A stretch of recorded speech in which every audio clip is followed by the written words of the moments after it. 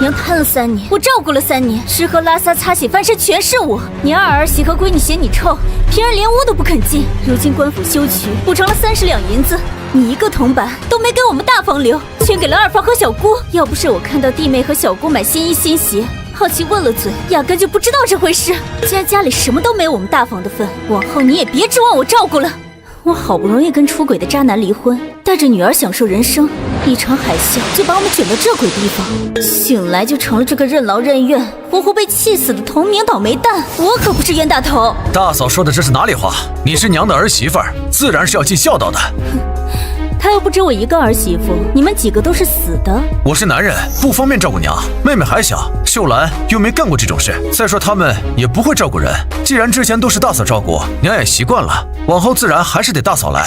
你脸怎么那么大呢？都是女人，她们不会照顾，我就天生会照顾。有事的时候想起我，有银子的时候怎么不想想我？我来你们家当牛做马这么多年，就是轮也该轮到你们了吧？大嫂，你怎么能总想着钱？难道你照顾娘就是为了钱？我照顾娘之前，可没想到官府会修渠。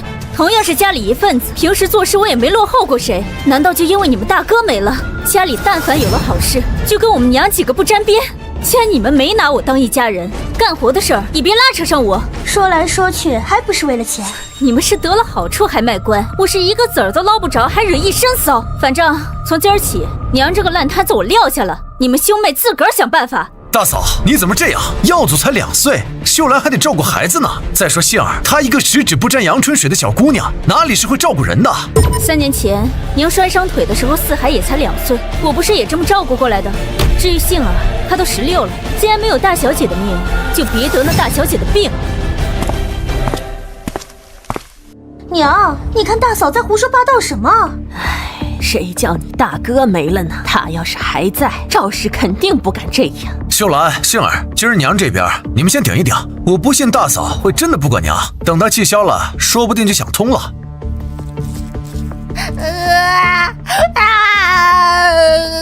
杏儿，你看着，你先照顾娘，我出去哄哄耀祖。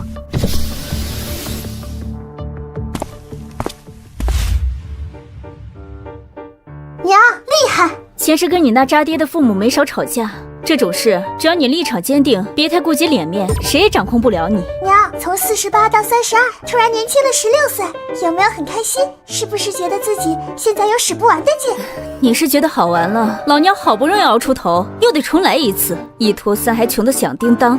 你觉得我能开心起来？娘在找什么？我帮你。我记得之前在墙缝里藏了一些钱，想全部找出来总个数，之后想做什么，心里也有底。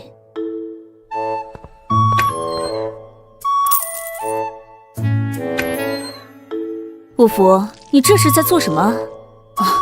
我把屋里的墙缝补一补，免得泥砖断裂塌下去，夜里风灌不进来，咱们一家人睡着也能暖和一些。唉，真是穷人家的孩子早当家，知夏这个年纪的时候还在我怀里撒娇呢。既然占了这身体，这2个懂事的孩子我也得当亲生的养。光顾着跟那些人理论，忘了孩子们还饿着。我去给你们弄点吃的来。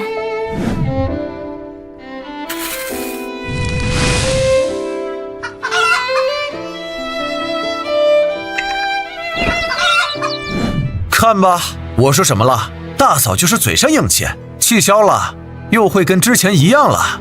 你往后对大嫂客气些，别真将这个泥菩萨得罪惨了。回头他真撂挑子，咱就没这么轻松的日子过了。我心里有数，大哥都没了，他带着几个孩子能上哪儿去啊？再说，我如今是娘唯一的儿子，他的银子不分给我们，难不成分给他一个外人？等会儿吃了饭，还得去田里看看呢。你这话说的，大嫂是外人，那我也是嫁进来的媳妇，你将我当什么了？祖宗，我可没说你啊，你跟大嫂怎么能一样呢？行了，别生气，是我说错话了，我给你赔个不是。这还差不多。五福，别忙活了，先吃饭，填饱肚子才有力气干活。娘，您拿了这么多吃的给我们，回头阿奶会不会骂你啊？只管放心大胆吃，这窝头是我昨做的，收粮食咱娘几个也没少出力，你们比谁都有资格吃。他要骂就让他骂，我又不会少块肉，我为了这个家累死累活，到头来连自己孩子都喂不饱，图什么？真费牙，都能用来敲核桃了。为了多存点粮，心里换成里，还掺了烂黄豆和树叶，味道能好才怪。有的吃就不错了，先保住小命要紧。大哥，你帮我分担点。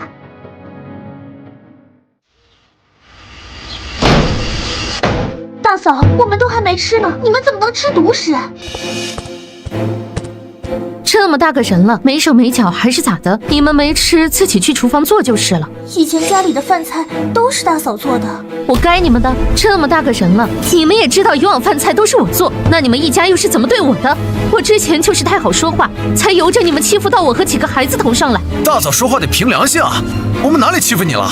都是女儿，你们家喜凤和小满一餐能吃到半个窝头，我们之下却只有半碗米汤。你们家光宗6岁就送去私塾开蒙，每天能吃1颗鸡蛋。我们5夫13了，还没进过学堂，连蛋花都进不到。弟妹除了怀孕带孩子，什么都不用做，我既要带孩子，还要洗衣做饭、喂鸡喂鸭，下地干活，给娘擦洗收拾。你出去问问，整个杏花村哪个不知道我在你们家过的什么日子？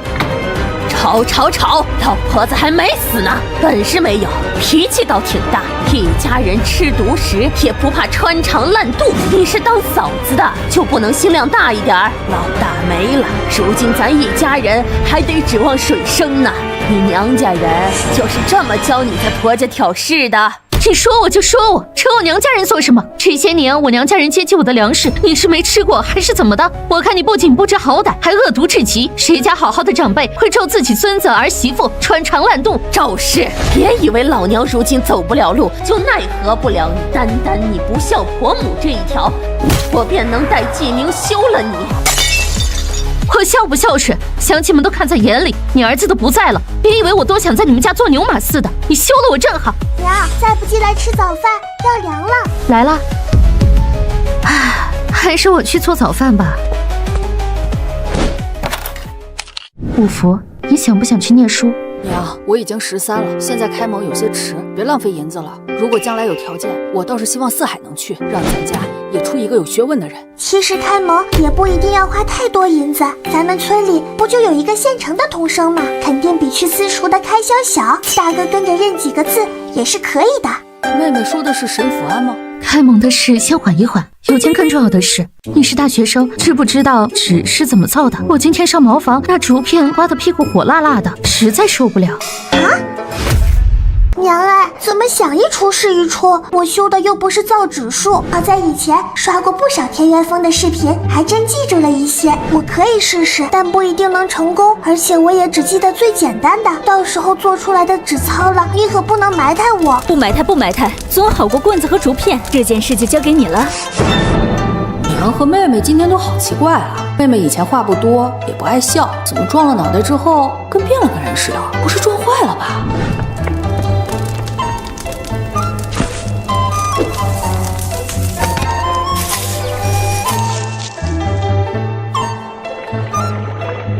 大哥，来帮个忙。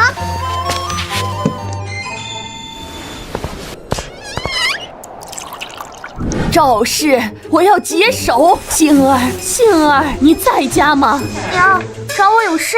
我要解手，快给我将尿盆拿来。李大嫂人呢？不知道干什么去了。等会儿你去找找他，让他别耍性子了。我柜子里还有1匹布，让他拿去给五福和四海做身衣裳。银子给了水生，将来还能不管他们母子几个？知道了。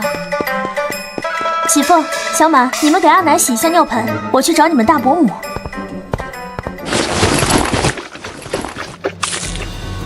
你们2个笨手笨脚的，还有那个懒婆娘，见钱眼开，为了点银子就在家里耀武扬威，真将你休了，有你哭的时候。阿奶，我娘又怎么得罪你了？家里这么多人，凭什么就得我娘一人来伺候？你也是从儿媳妇过来的，怎么半点体会不到当儿媳妇的不容易？老娘说话，有你这个丫头片子什么事？你也是我林家的种，怎么胳膊肘还往外拐？我娘才是生我养我的人，阿奶也有女儿，难道阿奶和别人吵架的时候希望小姑帮别人？再说了，这事阿奶本也不占理。牙尖嘴利，多谢阿奶夸奖。完了，得赶紧请个大夫或者道士也行。妹妹不是被什么附体了吧？大嫂，找我有事？大嫂，娘说让你去她那儿拿匹布给五福、四海做新衣裳，还让我给你带个话，都是一家人，没必要为了点银子闹得离了心。一匹破布就想让我回去继续当牛做马，想得美！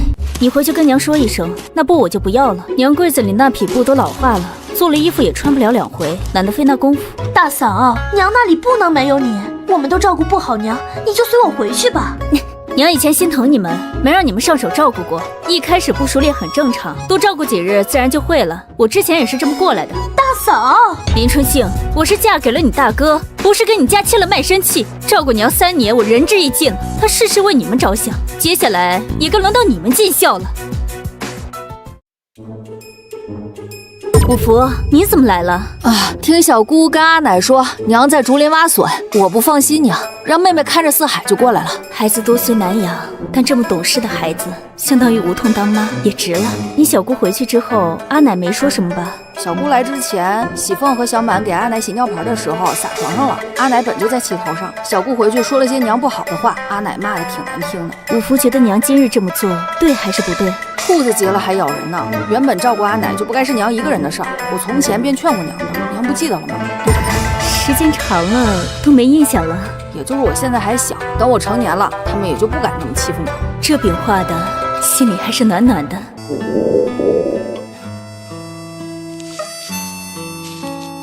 先吃点垫一垫吧。大哥早上也只吃了半个窝头，你不饿吗？我习惯了，不饿，你们快吃吧。我就着水吃小口应付下就好了，这窝头我实在咽不下。四海真乖。娘，你这些春笋是要拿去卖吗？明天去镇上试试，换几个铜板算几个铜板。去镇上好啊，镇上有大夫，正好可以给娘和妹妹把个脉。不行，让算命先生瞧瞧也好啊。娘，下午没事儿，我再去挖点笋回来。哥，我跟你一起去。这丫头前世哭着喊着要个哥哥，现在愿望算是实现了。这么难挖，根本使不上力气。还是我来吧。哥，你在这里挖笋，我去林子外面转一转。你别跑远了，山里危险。知道了。这不是我前世最爱吃的香椿吗？哥，别挖笋了，你快来我这儿，这里有香椿。这玩意可比笋值钱多了。虽然现在没油没盐，做不出好吃的，但可以拿去镇上卖钱啊。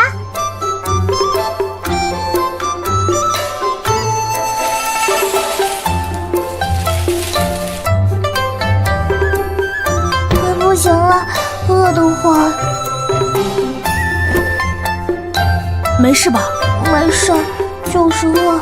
那我们回家，娘这会儿应该将饭菜烧好了。我跟你抬吧，挺重的。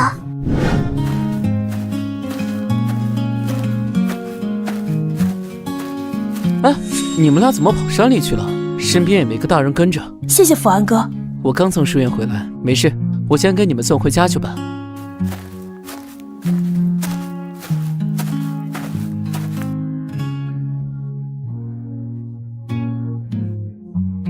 多谢福安哥哥送我们回来。香椿用开水焯过后切碎煎蛋，味道还不错，你也带点回去尝尝。多谢。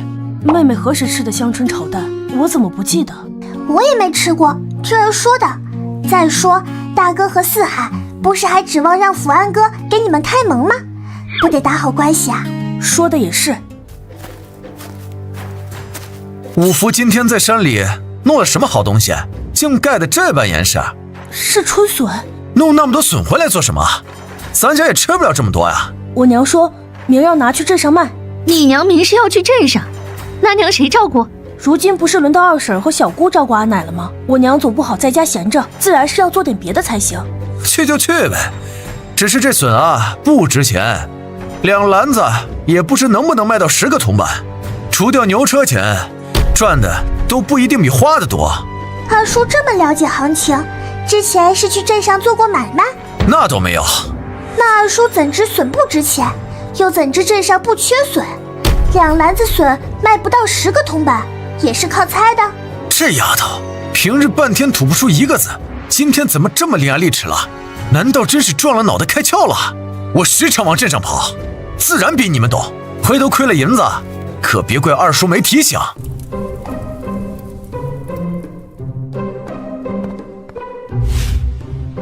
秀兰、杏儿，吃饭了。什什么家境放这么多油盐，都不要银子买的？老鼠管仓越管越光，得亏没让你当家，不然家底都给你败光，还好意思说没给你分银子？你抓得住吗？抓不抓得住？娘不也没打算让我抓吗？就不劳你费心了。对了，家里没油盐了，正好我明儿要去镇上，要不要我带点回来？叫花子不留隔夜食，看你这样挥霍，家里迟早被你霍霍光。娘刚才也说咱家不是我当家，这样霍霍光了，这锅我可不背。既然你明儿要去镇上，油盐你有银子就买，没银子少吃点也不碍事儿。分银子的时候和我们大房无关，怎么买油买盐又要我出钱？会赚钱的男人没了，我哪来的银子？没银子，你去镇上做什么？我去镇上自然有我的事。赵氏，你要是还想在这个家过，就老老实实听我的话。你要是不想过，就带着几个孩子从家里分出去。娘想怎么分？银钱分不了你什么，老宅那边还有2间空屋，你们可以收拾收拾住进去。2间破屋子就想打发我，想得美！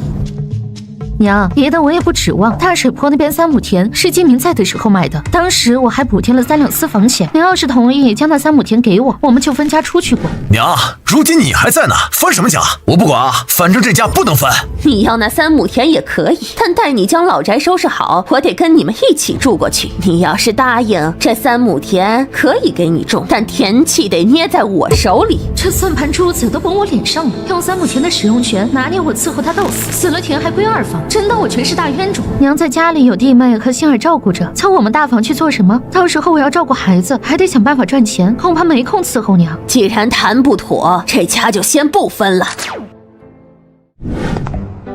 分是肯定要分的，但现在手里就1两多银子，分出去锅碗瓢盆一置办，就得喝西北风，得先捞点钱，再把老宅那破屋子加固一下。娘，今天没有蛋吗？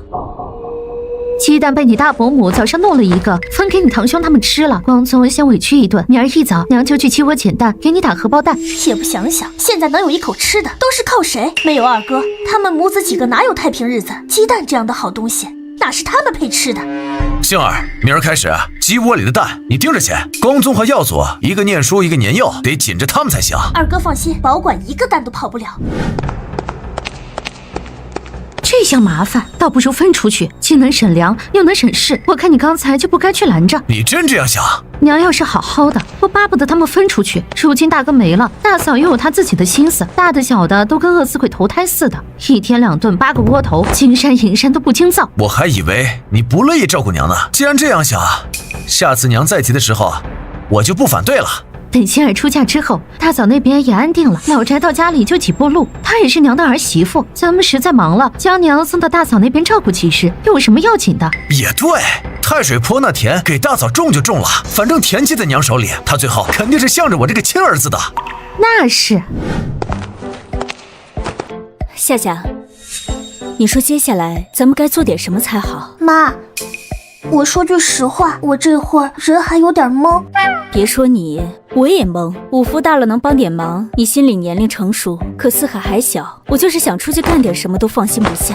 这不还有我呢吗？我肯定是你坚强的后盾。赵氏，我肚子痛，要解手。我昨天撞了脑袋，这会儿还晕乎着呢，娘叫弟妹去吧。这老太婆比我奶奶还坏，分家就给2间破屋，还想让你伺候她养老，做梦呢！我打算明天去一趟赵家庄，让你3个舅舅过来帮忙把老宅修一修，等将来赚到银子了再另做打算。还是娘想的周到。年轻怕重，挑肥拣瘦，不是少奶奶的命，得了少奶奶的病。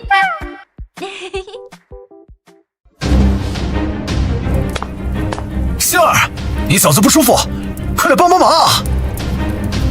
大嫂，大嫂，你快来帮帮忙啊！家里都乱成啥样了？二叔，我娘头晕，这会儿已经歇下了。那你来。我不行，我笨手笨脚的，回头撒的到处都是，阿奶又得生气了。二叔，还是让喜凤姐姐去吧。李喜凤，你小时候可没少欺负原主，推她下水沟，差点淹死她。这笔账我可都记着呢。喜凤，你来。你喊喜凤做什么？她一个小姑娘家家，哪里做得了这种脏活？大嫂不肯来，我不叫她还能叫谁？难道放着娘不管？还是喜凤姐姐能干，比我会伺候人多了。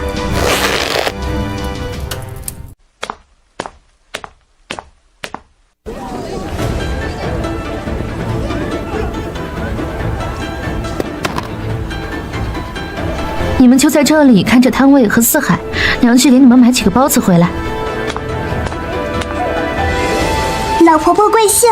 我姓崔。你娘怎么带着这么小的孩子出来摆摊啊？家里没大人了吗？我爹没了，弟弟又还小，我娘担心我阿奶他们照顾不好，就一并带来了。哎呦，真是可怜呐！我看你娘还这么年轻，女人当家不容易呀。是啊，日子不好过，所幸娘现在还年轻，要是有靠谱的，或许能再找一个。大娘，你这鸭蛋怎么卖的？鸭蛋3文5，7文钱可以买2个，3文卖吗？行吧。哎，这几个孩子家的笋不错，新鲜又实惠，我也买了1个呢。娘子要是爱吃笋，可以买了回去尝尝。婶子，春笋切薄片，焯水之后炒鸭蛋，味道很鲜呢。还有这事，怎么卖的？3文钱1个，大的小的都有，可以随便挑。多谢崔婆婆。嗨，不碍事儿。你娘刚才还送了我1个笋呢。卖笋了，卖香椿了。大妹子，你这笋怎么卖的？还有这个香椿是什么价？香椿4文钱1小把，只有6把，卖完就没了。总共进账44文，外加2枚鸭蛋。第1天卖菜，算是小有成功。万一卖不掉，总不能又拎回去吧？这么远的路，累都累死了。你也抱2个，跟我来。这丫头那里住着个成年人的心思，鬼点子多。她这么做，肯定是想到了别的卖笋法子。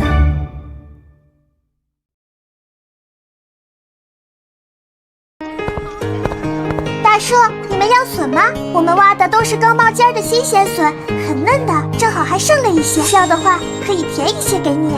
什么价？我们零蜡是3文钱1个，这2个笋可以2文钱1个卖给您。笋给我吧。多谢大叔，笋给您，祝大叔生意兴隆，发大财。小姑娘还挺会说话。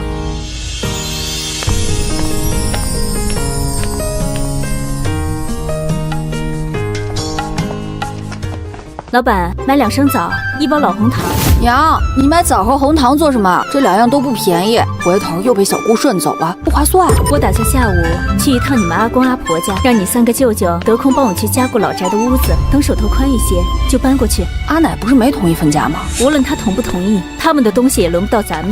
眼下我们自己能赚钱，还是不要跟他们搅和到一起的好，免得自个儿赚的银子都保不住。也好，娘，你和妹妹前天撞了头，要不要去找个大夫瞧一瞧啊？不用了，没必要费那个银子，还得存着修屋子呢。总不能让你几个舅舅白忙活，工钱该给还是得给的。你进过我们屋里？大嫂推我做什么？我可没进你们的屋。那我们屋里的门怎么开着？我出门前明明上了栓子，不问自取就是偷，你懂不懂？大嫂自己没关门，来怪我？你屋里又没宝贝，我去干什么？你从前在我屋里偷的东西还少吗？银子、点心、布料、新鞋，还有我从娘家带来的首饰，你大哥送我的簪子。银子和吃的你不承认，衣服首饰你可都是穿过戴过的，总不能不认吧？往后你要是再敢进我们的屋，我就让李正和香气来评评理。赵氏，你说话不要这么难听，杏儿拿了又能怎么样？你是他嫂子，给他几件衣服鞋子有什么要紧？给和偷是2回事，他不经过我同意就是偷。娘要是觉得我计较，我现在就让李正来评理。赵氏，你别无理取闹，杏儿马上要议亲了，你捅出去是想败坏他名声吗？耽误了他的终身大事，你来负责。原来娘也知道他这样做是不对的，那我从前跟娘说的时候，你怎么还给他打马虎眼？难不成是娘默许的？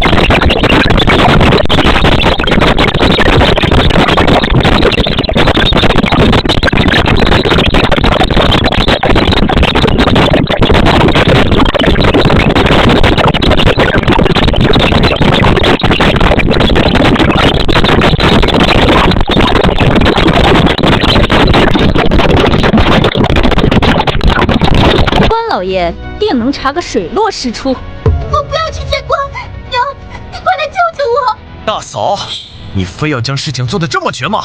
这2两银子，你认是不认？我没那么多银子，只有1两5钱。去拿。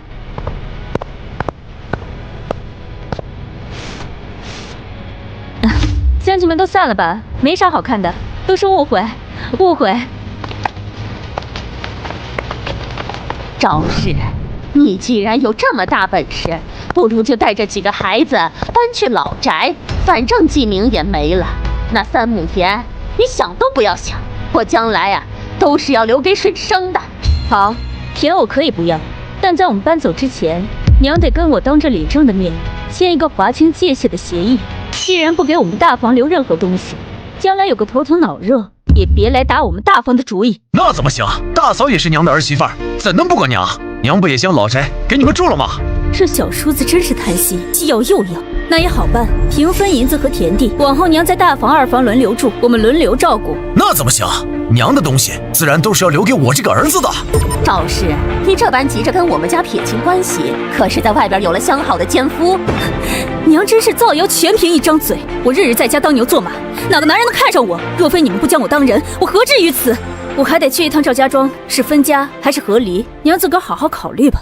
娘，你有没有觉得大嫂整个人都变了？还有知香那丫头，胆子也大了，嘴皮子也利索了，该不会是中邪了吧？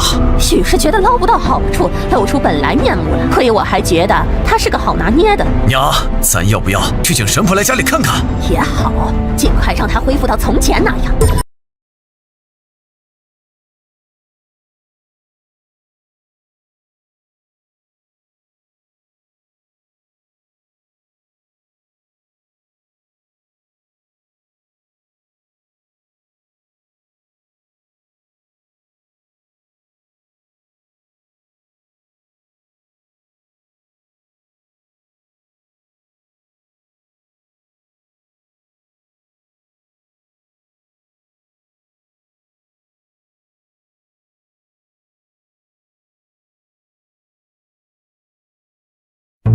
大哥，你别冲动，我都已经摆平了。我今天回来是想找你们帮忙的。什么忙？咱们回家再说，好不好？大舅，四海走不动了。嘿嘿，走，大舅带你们回家。讨债的来了。谁来讨债了？爹娘，阿姐一家来了。真儿怎么这个时候回来了？婆母不用我伺候，就回来看看，顺便想让几个兄弟去帮帮忙。你日子也不好过，往后回娘家不必带这些东西。今儿还真新鲜，居然带东西回来了。他说婆母不用他伺候了，真的假的？就他那菩萨心肠，这话不能信。你瞧那3个孩子，没个养得好的。妹夫要是还在，他日子肯定好过许多。他们这会儿回来，指不定得留晚饭。我去抓只鸡，弟妹啊，你去薅点韭菜，大家都补一补。行，我这就去。妹妹这几天太反常了，反常到我有些害怕，不会是真摔坏脑袋了吧？下次去了镇上，一定要拉她去瞧瞧大夫。你都多大了，怎么还玩泥巴？要一起玩吗？你不嫌脏啊？去吧去吧，也不知道这些泥巴有什么好玩的。你也是，都10岁了，还带弟弟妹妹玩泥巴。表姐小时没玩过，那都是5岁以前的事情了。哎，这些菜秧子你拿回去种吧。多谢大嫂。你也甭谢我，回去后在婆家人面前硬气些，别总跟个受气包似的，看得人窝火。大嫂放心，我打算和婆母分家了，今儿来就是请大哥他们去帮我修屋子的。哼，你可算想通了。其实早就该想通的，之前是我自己傻。季明虽然没了，你到底是他的发妻，就算分了家，该尽的孝道还是得尽的。娘，这些话呀，您往后就别说了。玉珍之前就是听了您这些话，活得跟个缩头乌龟似的。那程氏要是个好的，他能不尽孝？眼下好不容易硬气些，您呢，别又给他憋回去了。罢了罢了，我不说就是。妹妹这边确定好分家，就去通知我们，有我们兄弟几个在，绝不会让那个老太婆欺负你。知道了，二哥也快些回去吧。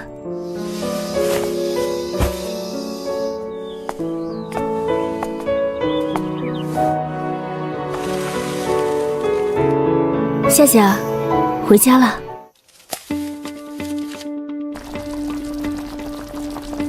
大嫂今日给光宗和耀祖做了蛋花汤呀。这是我昨日去镇上换来的鸭蛋，不是给你们家光宗耀祖喝的。大嫂这话说的，你们吃的粮食难道不是家里的？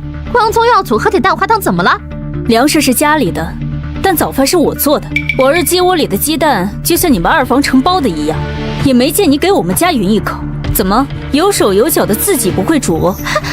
难怪男人说大嫂换了个人，这嘴皮子倒像是开了光似的。罢了，大嫂不愿意，我自个儿煮就是了。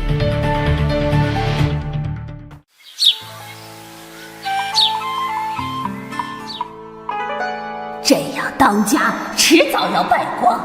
希望神婆来了，能让从前那个任劳任怨的儿媳妇早些回来。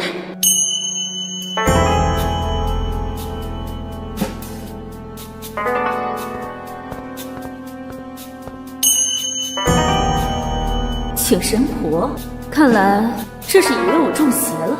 娘，相信科学。什么是科学啊？一个很厉害的东西，我也是在镇上听别人说起的。妖魔鬼怪，速速离开！将这碗符水喝了，往后妖魔鬼怪都不敢再附你的身了。阿叔，你从哪儿找来的神棍？演得还挺像。大胆，竟敢对神明不敬！我娘不过是被压榨太久，才终于学会保护自己。照你的意思，你刚才那一指，我娘身上的鬼怪当真已经驱除？那是自然。娘，你还想继续跟从前那般照顾阿奶吗？乡亲们有目共睹，我伺候婆母3年，家里大小事全包揽，到头来什么也得不到，还连累了孩子。这次官府征地30两银子，他一声不吭，全分给二房和小姑子。是啊，既然钱都给了水生，那养老肯定也该水生负责了。没错，赵氏也算对得起他了，该轮到小儿媳操心了。你看，我娘根本没有被鬼怪附体，她只是想通了。没中邪你叫我来做甚？符纸和做法总共300文法金，你抢钱啊？几张破纸收300文，那都是庙里开过光的符纸，你们请我来，总不能让我空手回去吧？回头惹上业债，可别怪我。这场法事是为了给大嫂驱邪，理应大嫂来掏这个钱。李秀兰，你可要点脸吧？神婆又不是我请的，谁请的谁给银子，业障也报在谁身上。还不快去拿钱来！好。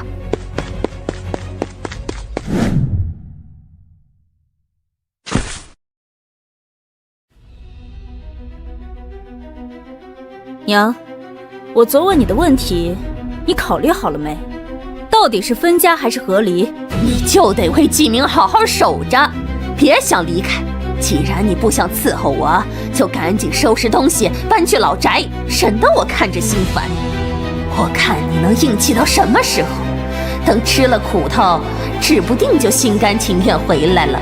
好嘞，儿媳这就叫李正过来做个见证。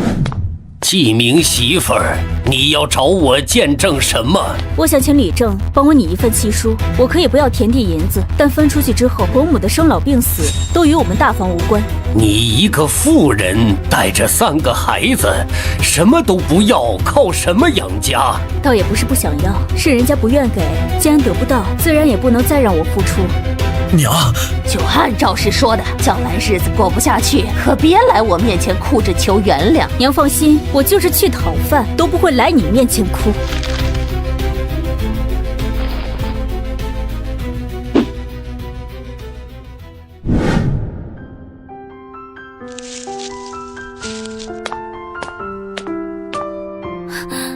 大哥二哥，怎么带了这么多东西来？不是说田里还忙着吗？家里的事有阿武他们应付，你这边没人帮忙，我们肯定得过来看看。林家人真有种，竟将这破院子留给你们。妹妹，这破屋还有必要修吗？要我说，推了算了，1个多月就给你盖起来。我婆母只给了3日时间，还是先修修这2间凑合住吧。墙体还算牢固，住人没问题。屋顶的茅草得换，不下雨3天够了。还能给你把墙加固，再围一圈篱笆，行，那就劳烦大哥二哥了，工钱我照外头算，不会让你们白忙活。胡说八道什么呢？我们当哥哥的给你帮几天忙，能要你的钱？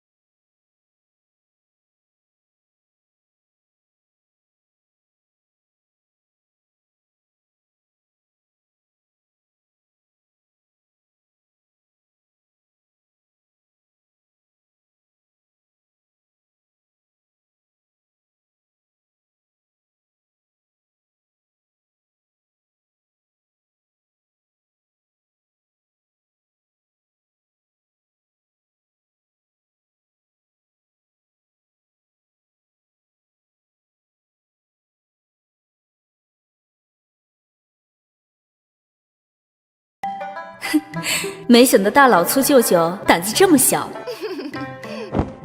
还是我先吃吧，舅舅体格子大，普通的毒放不倒我。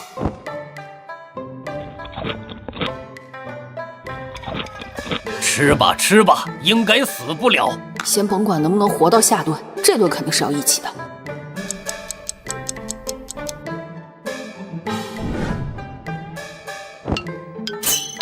连厨房的门都锁，没想到竟然小心眼到了这种程度。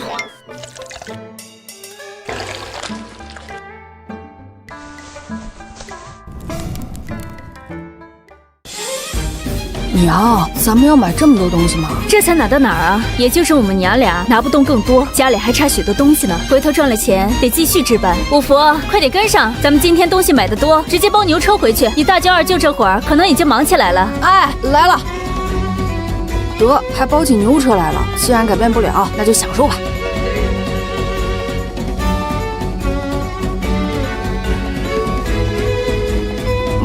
珍儿，你和几个孩子分出来过，手里的银子可得省着花。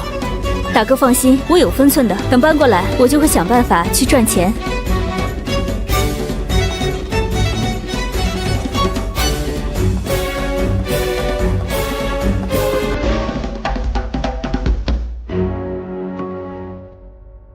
这败家娘们儿才刚分出去就开始大肆挥霍，看她能潇洒几天。回头求上门来，我定要多晾她几天。娘，咱家是不是好久没吃过肉了？你不想来我屋就别进来，来了又摆出这副死德行给谁看？娘，杏儿错了。水生，明儿去镇上砍2斤肉回来吃。哎呀，知道了。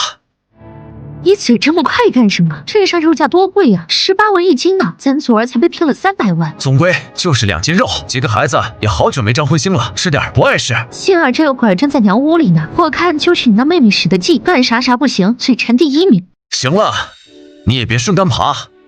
杏儿一个小姑娘能吃多少啊？再说她马上就要说亲了，明年一嫁出去，聘礼难道抵不了她吃的这点肉钱？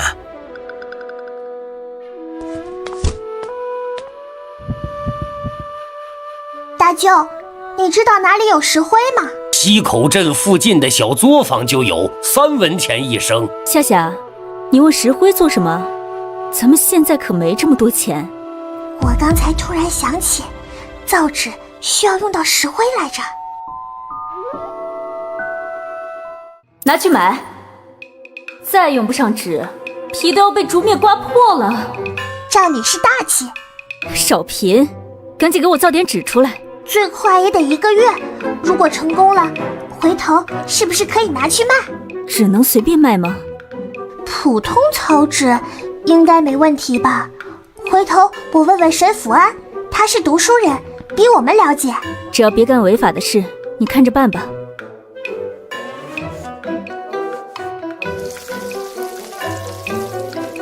娘，红烧肉还是得放点糖才更正宗。有的吃就不错了，就你挑。完了，妹妹又开始不正常了。她怎么知道红烧肉放糖更正宗？在梦里吃过吗？关键娘居然一点不觉得奇怪，这太不对劲了。不过除了亲娘，也没谁会这么心疼我了。或许是我想太多了，娘肯定是太累了，才不想跟妹妹掰扯。五福这几天是不是太累了？吃了饭早些休息，明天家里的事不用你忙，带知夏去镇上卖菜吧。哦，好。果然，要不是亲娘，才不会关心我累不累呢。伯母，福安哥哥在家吗？我是林之夏，来找福安哥哥打听点事情的。原来是之夏，刚才不凡来找福安，两人一起去了后山，等会儿应该就回来了。你有什么事？待会儿他回来了，伯母带你问问他。陈不凡，村里出了名的混子，居然能跟沈福安玩到一起去。不用，既然他不在家，那我下次再来找他打听就是。伯母继续忙，我先回去了。你们要打听什么？可以问我啊。村里镇上的事就没有我不知道的。陈不凡，你娘闹着要分家，能养得起你们兄妹几个吗？瞧着小胳膊小腿的，比我家那筷子也粗不了多少，一折就能断了。我家的事不用你操心。小丫头年纪不大，气性还挺大。村里人看到我都是绕着走，你应该也听过我的名头，难道不怕我吗？你是什么妖魔鬼怪吗？我犯得着怕你？村里人都说你是树叶落下都怕打疼的胆小鬼，好像也不全是这样。你都说是村里人说了，难道不知道传闻不可信？也是，现在知道了。你要打听什么？问我，或许我能知道。那我问你，镇上卖普通的草纸需要得到官府准许吗？这个与纸相关的事，恐怕还真只有沈府安才知道。就知道不能指望你，不过还是谢谢。这丫头可真有意思。赵少，我听说知夏方才来找过我。是呢，福安哥，我们去一旁说。福安哥，普通草纸想要拿去镇上卖的话，需要得到官府的准许吗？普通草纸不用，如果是宣纸，得经过官府抽查到一定标准，才能让书肆售卖。你们打算卖纸，有后援吗？我想自己试试造纸，还不知道能不能成功呢。回头要是成功了，我先给福安哥送一刀过去。要是真成功了，我倒是能给你介绍些买卖。那就先多谢福安哥了。还有一件事，我娘想让我大哥和四海都认认字，你这边有合适的书推荐吗？这倒是不难，我幼年识字，是从《千字文》和《弟子规》开始的，只是那书已经烂得看不得了。等有空了，我卷抄一份给你们送的。这怎么好意思？大家都是同村，倒也没什么。眼下陈不凡还在家里等我，如果没别的事，我就先回去了。没别的事了，福安哥哥慢走。好看吗？当然好。娘，人吓人会吓死人的。别忘了，你才10岁，该有的不该有的你都没有，少想些有的没的。我没想啊，我单纯欣赏都不行。再说了，有你这么说自己女儿的吗？什么叫该有的不该有的我都没有，我这不是还小吗？等我长大了，该有的自然就有了。那就等你长大再说。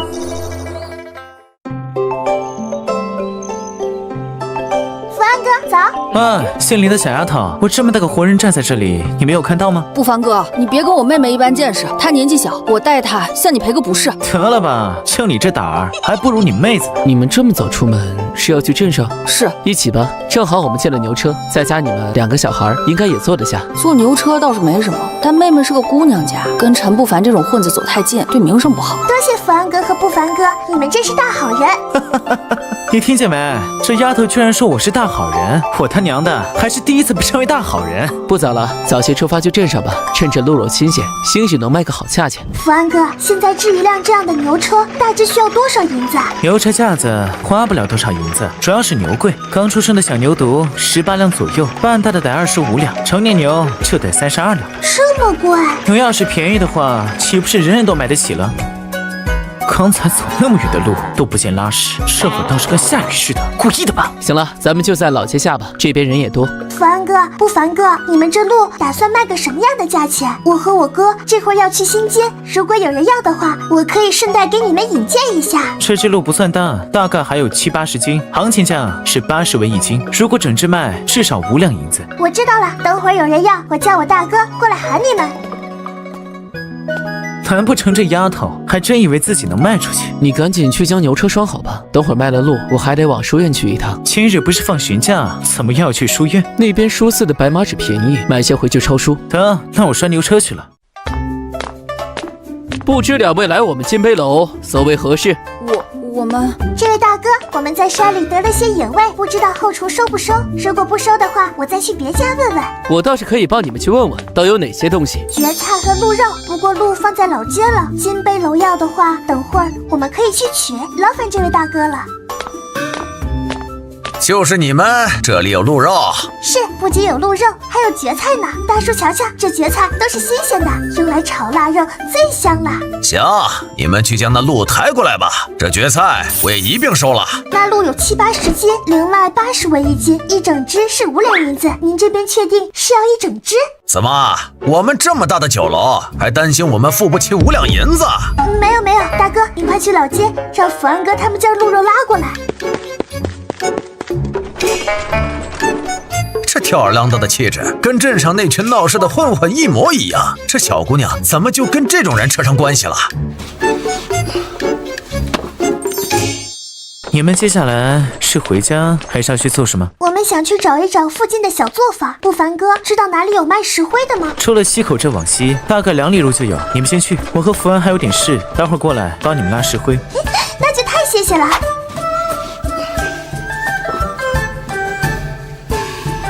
这是你们帮忙卖路的报酬。怎么办？留着。你们怎么这么快就回来了？今天搭了沈福安和陈不凡的牛车，难怪能带这么多东西，好多白面啊！五福，先帮我将石灰抬进去。之下，四海的安全就交给你了。这又是什么？福安哥送的，说是卖路的报酬，是留还是退，娘看着办吧。留着吧，好歹你也出了力。夜里等四海睡着了，再单独跟女儿说。知夏和五福都长进了，这么小就会赚钱赚粮食了，妹妹往后的日子肯定会越过越好。我倒没做啥，妹妹脑子转得比我快，她怎么说我就怎么做了。知夏才10岁，居然有这样的本事，不过是运气好。大哥二哥也别夸，回头俩孩子尾巴都得翘天上去了。五福，你去后山挖点芥菜和野葱回来，咱们中午吃饺子。哎。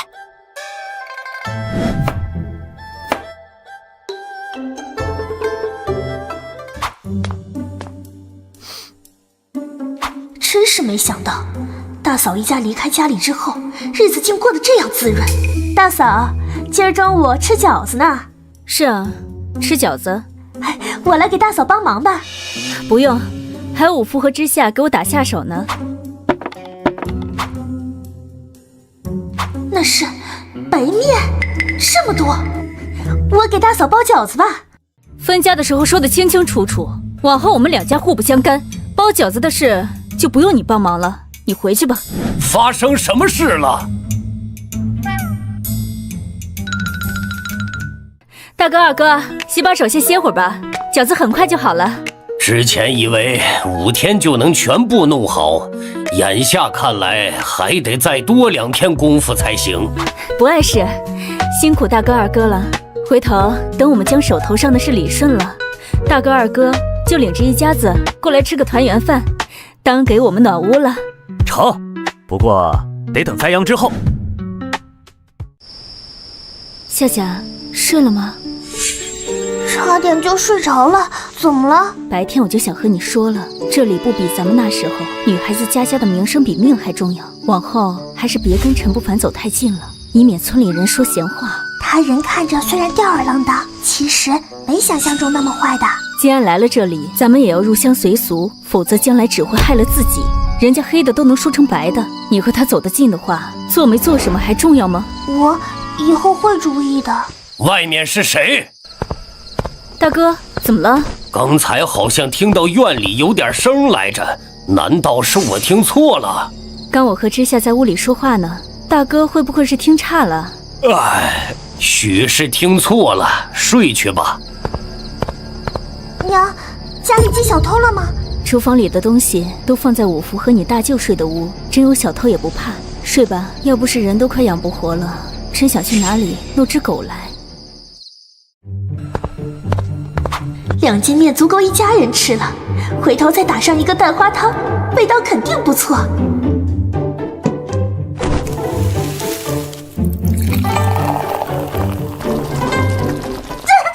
杏儿，杏儿，发生什么事了？水生、秀兰，快去看看杏儿。杏儿，你在厨房做了什么？哪里来的这么多石灰？二哥，大嫂害我！大嫂不是都分家出去了吗？她怎么害你了？那些石灰粉是我从老宅带来的，我以为是白面，可我昨日明明看到大嫂用白面做了饺子，怎么会变成石灰粉呢？肯定是大嫂害我，我的手好痛，会不会留疤？还不快去镇上喊大夫！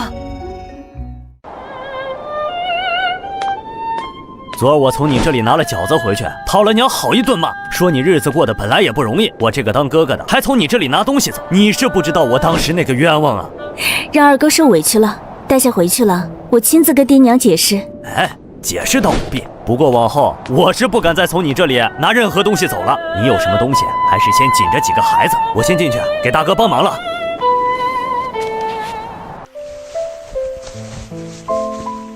夏夏，水桶给我。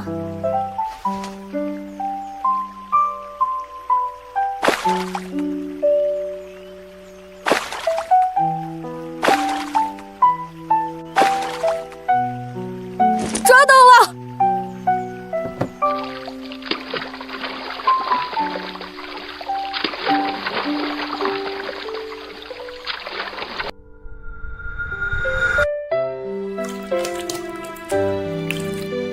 这些小的咱们就留着自个儿吃，大一些的品相好，你们拿镇上去卖。这会儿去村口应该能赶上牛车，快去快回。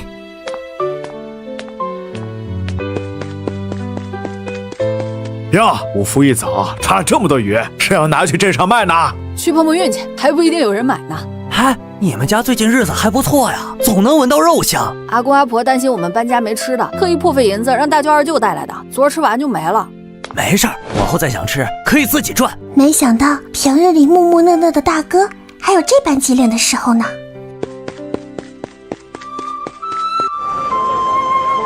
孩子，这儿。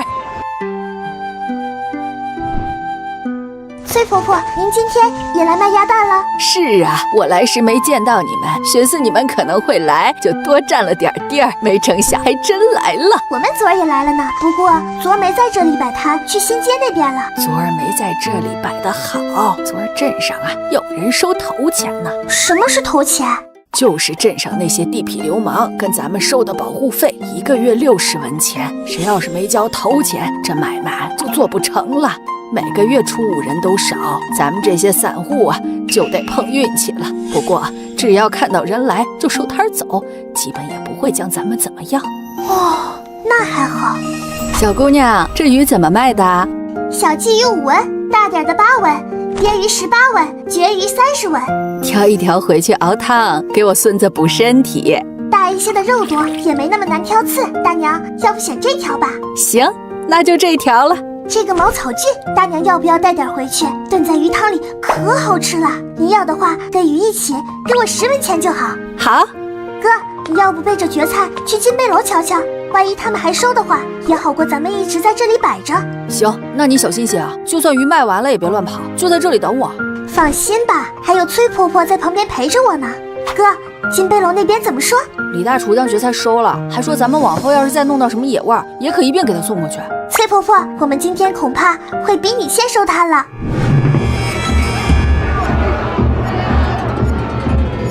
快收摊！收头钱的那帮人来了！林七夏、林五福，你们跑什么？沈不凡，就是你们在这里收头钱？是啊，今天正好轮到我来这里巡查。你们在这里卖什么？锅里你捞了几条鱼，是不是我们今天不给投钱就走不了了？放心吧，往后只要我还管着这条街，不用你们交投钱。兄弟们，将人认仔细了，这是我妹子，同村的，往后可不许找她收头钱。是，凡哥。多谢不凡哥。有事知道叫我哥了。刚才碰见的时候，你可是直接喊的我名字，往后还是叫我名吧，显得没那么刻意。之夏，你们和那个收头钱的人真是同乡？是。幸好是你们的同乡，否则咱们今天这60文啊，怕是要交定了。哥，那我们也回吧，余下2条小鲫鱼带回家吃算了。好。你昨天拿了石灰之后，可扎紧实了？肯定扎紧实了，还让哥哥给我帮忙了。今天你们走后，我才发现这袋子是敞开的，地上还撒了不少。昨晚上你大舅听到了一些动静，可能是真有人摸家里来了。会是小姑吗？就她那副蠢样子，恐怕是连白面和石灰都分不清的。要是吃出毛病，指不定还得上咱家来找麻烦，真是个烦人精。那也怪不得我们，东西是他偷的，就是他的死了，闹到县衙去，那也是他咎由自取。话糙理不糙，蠢死也好，少一个祸害。我才收拾出厨房，这石灰用木板搭着堆在厨房吧，夜里拴上门就好了。大嫂，在家吗？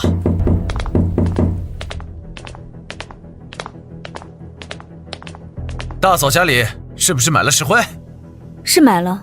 大伯母，小姑的手被你们家的石灰伤了，刚找大夫治伤，花了75文钱。大夫说后续还得涂药，咱们家什么条件你也清楚，可不能不管呀。奇怪，我们家的石灰怎么会到你们家去了？还伤了小姑的手？你说话得有证据，空口白牙就在这胡说八道，小心我上县衙告你污蔑。大舅哥昨天晚上是不是听到院子里有动静？是。白天看大嫂用白面做饺子，我以为案板下的石灰是白面，才趁着夜里上老宅来拿的。昨晚你们听到的动静其实是我，石灰确实是大嫂家的，我的手也是大嫂家的石灰伤的，我也不要多的，大嫂给我3两，这事儿就算扯平了。你跟我家扯平了？我家还没跟你扯平呢。之前没分家，小姑就隔3差5偷我们屋里的东西，这次都分家了，又拿到老宅来了，这说白了就是偷。我们还没让你还被你偷去的石灰粉呢，就好比你去别人家偷东西，踩空摔伤了，难不成还是别人家的错？我们大人说话，你一个什么都不懂的臭丫头，在这里插什么嘴？在我们家，知夏完全可以代表我，她说的也正是我想说的。大嫂这话说的，五福比知夏还大3岁，五福这个当大哥的都没说什么，她一个才10岁的毛丫头，凭什么？妹妹年纪是小，但她至少知道不能偷东西，也知道偷东西受了伤不能怪到别人身上。小姑如今跟我们是2家人，我们自家人都没说什么，小姑也管不着我们家的事。那点石灰多少钱？我赔给你们，但是你们家的石灰伤了我这件事不能罢了。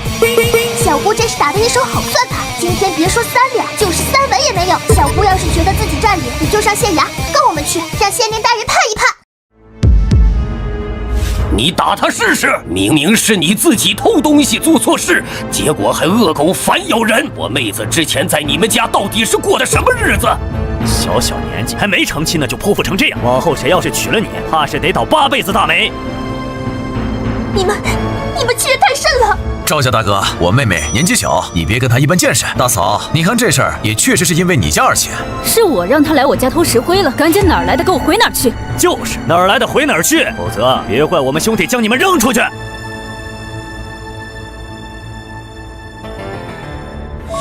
行了，别逗死了。大夫不是说娘这腿还有治吗？这些日子你好生伺候着娘，等她的腿好了，自然有法子镇住大嫂一家。娘的腿能治？今天请来的镇上大夫，顺便给娘看了腿，说虽然坏了好些年，但花些银子还能治，只是会有些跛。我怀了身孕，婆婆的脚要是能好，我坐月子也有人伺候了。大夫说要3到4个月，二哥放心，我一定陪着娘好好恢复。村里这些人可真够利索的，昨天才卖了1天呢，到今天直接绝种了。没有鱼的话，只能先将菜送去镇上了。你一个人去吧，今天不用摆摊，妹妹跟着跑来跑去，累了。也行，我再给你一些碎银子，回来的时候带2斤糖1斤芝麻。之下得空了就领着4海去村里问问谁家有黄豆，先收个10-20斤回来。我试试能不能做腐乳，咱们家没有田地，也不能总靠着山里和沟里过日子，不然一到冬夏2季就得喝西北风了。四海，等会儿你这样喊。收黄豆了，哪位婶子婆婆家里有黄豆啊？知夏，你们是真要收黄豆？是的，钱婶，我娘想要20斤黄豆做肘，您家里有吗？你们收多少钱一斤？6文。镇上贩子来收，最多也交5文。我家可以匀出来10斤给你，你等着，我这就去家拿。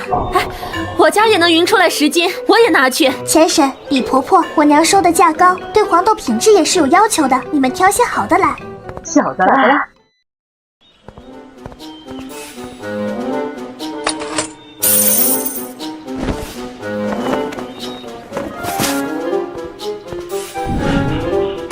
就你这小胳膊小腿的，背20斤走这么一段路已经很不错了。上回买的芝麻糖还有几块，你跟四海吃去吧，记得给五福也留1块。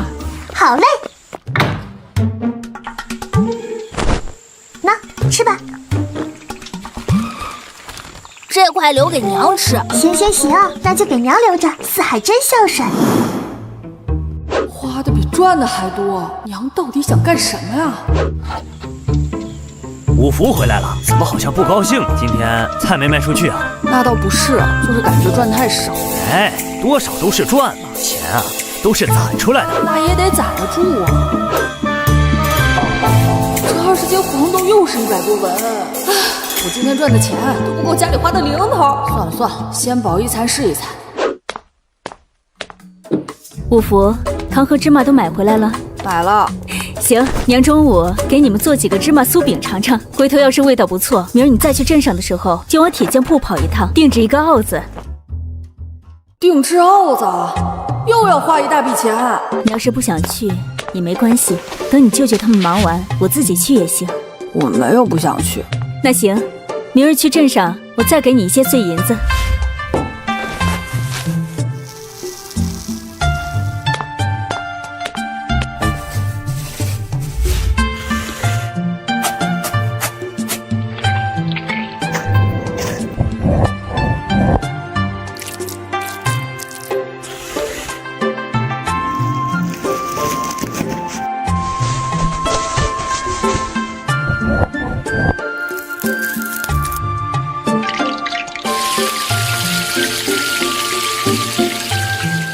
谁家在做吃的？这么香！哎，你趴在这做甚呢？又没得你吃的。走，回家去。婶子，等一下。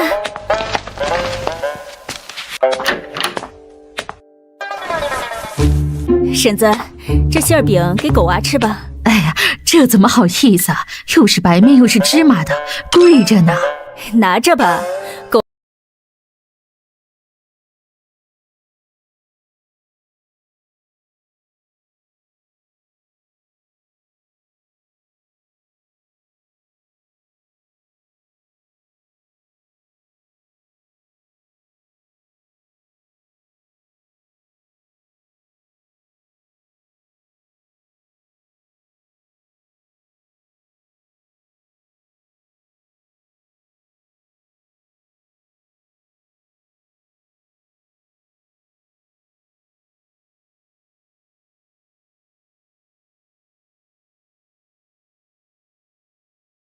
知夏，吃饭了。我在这儿。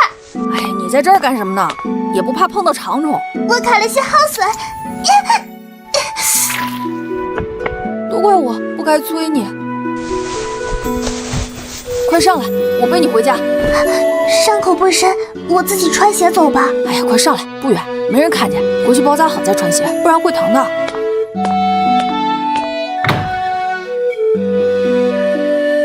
这是怎么了？娘，没事，不小心割到脚了，伤口不深。先吃饭，都来尝尝我这酥饼味道如何？又是白面，又是芝麻，又是糖，又是油的，能不好吃吗？这甜丝丝的东西留给孩子吃吧。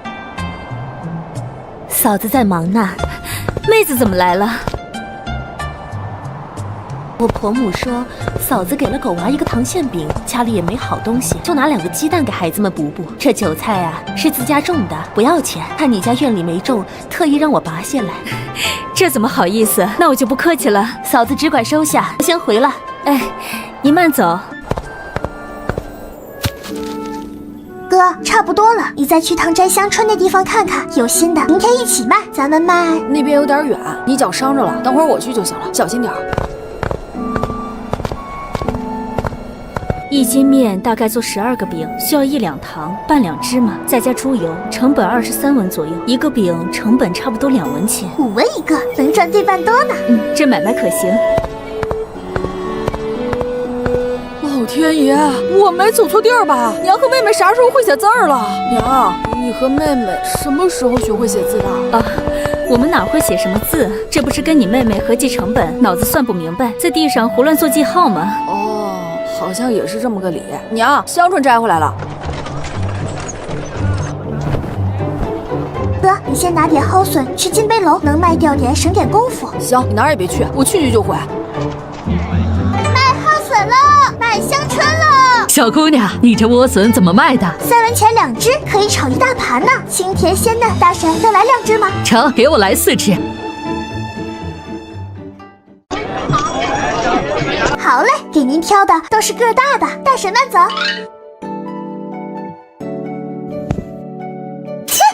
陈不凡，你这样是会吓死人的。倒是难得看到你屁滚尿流的样子。屁滚尿流不至于，脚受伤了没站稳而已。我哥去金杯楼了，马上回来。你哥心挺大，把你个小屁孩扔在这儿。我可不是小屁孩。对了，正想跟你打听个事儿呢。我娘想在镇子上支个摊子，卖芝麻酥饼。你知道哪有固定的摊位吗？就像那边包子摊那样的。老街的固定摊位都被占了。这样，回头我让弟兄们找个合适的位置，给你另换一个。好了，等有了摊位，我们也会按时交头钱和摊位费，不让你为难。话说，你们收的头钱都去哪里了？一部分上交官府，一部分分给管这条街的弟兄们。不然你以为这条街怎么这么太平？那看来你们干的都是好事啊。我还有事，摊位的事我记下了，落实了通知你。妹妹，你没事吧？我怕有人趁你脚伤了欺负你。哥，金杯楼的蒿笋卖了多少钱？42文，加上香椿，今天卖个100多文不成问题。可等会儿还要去订鏊子，赚的钱还不够花呢。这个尺寸的鏊子430文，5天后来取。跟我来吧。妹妹，陈不凡要带我们去做什么？他想让我们加入他们，帮着在老街收头钱。我们不行啊，娘会骂我们的。我问过娘了，她说她不反对。就你这小胆儿，还是算了吧。我看你妹妹倒挺合适的。什么？让妹妹当女混混？不行，跟我回家。除非娘当我的面亲我同意，否则我不会让你去的。哥，我逗你呢。陈不凡是带我们去看摊位的。看摊位？是娘跟你提的？对啊，娘不是让你去订鏊子吗？她想在镇上摆摊卖馅饼。我早晨碰见陈不凡，就跟他提了这事儿。哎，你不早说，我还真没猜到。这个位置够不够？够了，够了。这里摊位费和头钱是多少？这边偏一点，摊位费120文，头钱60文。头钱你们可以先不给，等挣到钱再说。棚子和灶得你们自己担。成，这位置你先给我们留着，等我娘明天来看过，就给你付摊位费。妹妹，180文可不是小数目啊，咱们还是先跟娘商量商量吧。这样吧，位置我给你们留着，你们一家人明天看过之后再做决定。行，那明天我们在这里会合。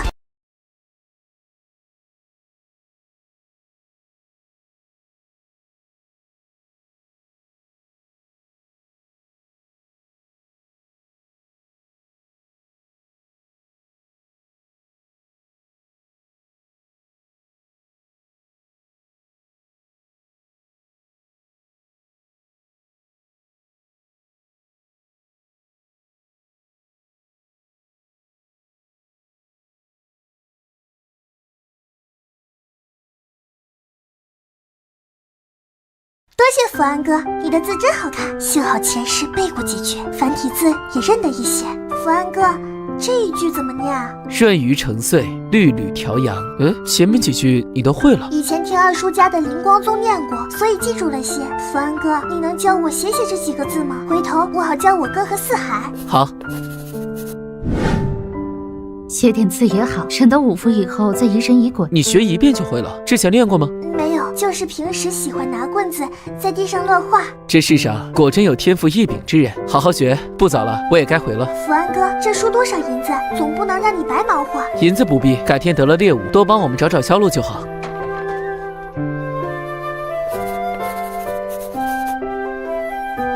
娘和妹妹都学这么快，弟弟年纪小就算了，或许我真不是念书的料。婶子，四海就麻烦您照看一天了，咱两家隔得近，看个孩子没什么，你就拿回去吧。婶子可得拿着，往后怕还有劳烦你的地方呢。四海，乖乖跟狗娃玩，要是看到有鬼鬼祟祟的人来咱家，就大声喊抓贼，知道吗？娘放心，我知道怎么喊。真懂事，回来娘给你带大肉包吃。村里好多人看我们卖野菜赚钱，都跟着去摘，今天只摘到这么点儿。不过有总比没有好。这里不错，离书院近，不愁没学生来买。往后四海来这念书也方便。就这里挺好的。婶子真想好了？想好了，还得谢谢你挑的好地方。摊位费是今天给你吗？不急，等婶子动工的时候再给吧。你有认识搭灶的师傅吗？我想今天就开工。算了，不想了，钱花了总能赚回来吧。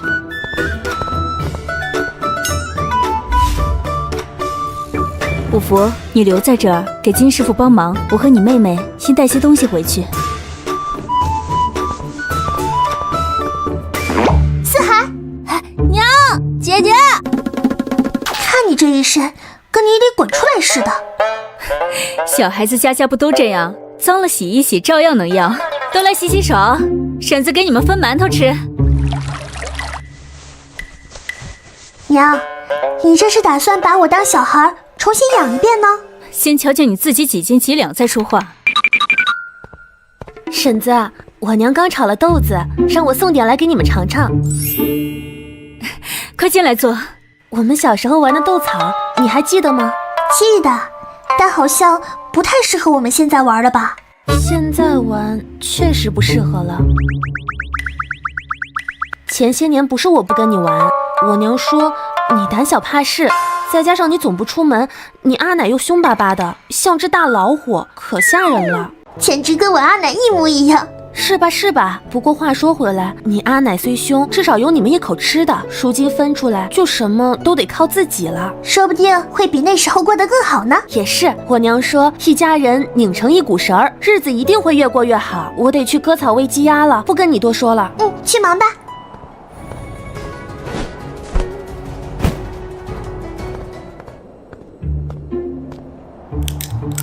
你来我家做什么？邹嫂子，我想借你家石磨磨点豆子，我给钱，2文钱行吗？借来吧，我们家石磨可不白用。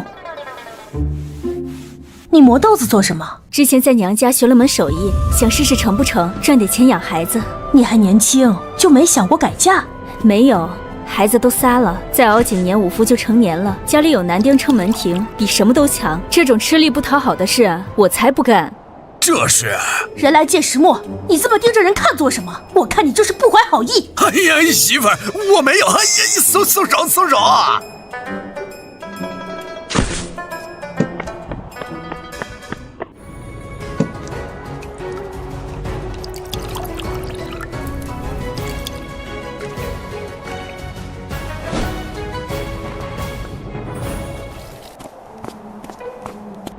娘，我们回来了。你们去哪儿了？没往深山里跑吧？放心，就在山那边的荒地里摘的。娘，你看，四海还在草堆里捡了4个野鸡蛋呢。哟，真不错。我跟兰妮说好了，卖了钱我6他4，毕竟销路是我提供的，她也乐意。兰妮、狗娃，你们回家拿个大汤碗来，婶子给你们弄点好东西尝尝。婶子，是什么好东西啊？你去拿碗来就知道了。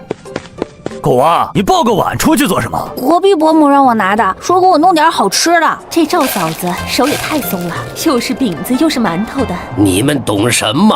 人家这叫会做人。我瞧着赵家那几个孩子都机灵，以后日子差不了。邻里关系打好点没坏处，让狗娃顺便带个蛋过去，不能白拿人家东西。哎，伯母，我娘说不能白吃你家东西，让我把蛋带给你。好，伯母给你多盛点。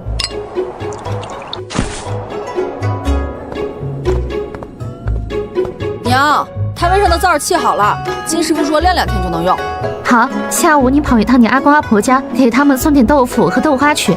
你们要吃甜的还是咸的？我要甜的。我也甜的。我和娘一样就好。我喜欢咸的。那我也咸的。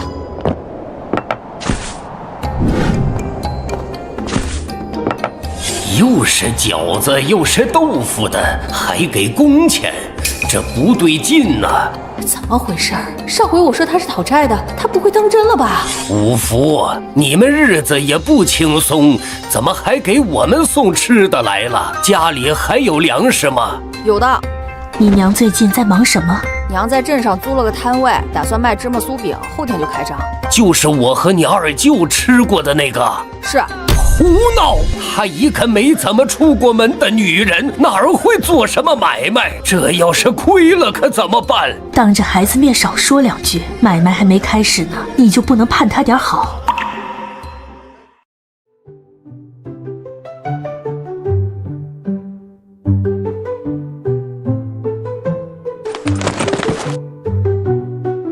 抓住了，抓住了！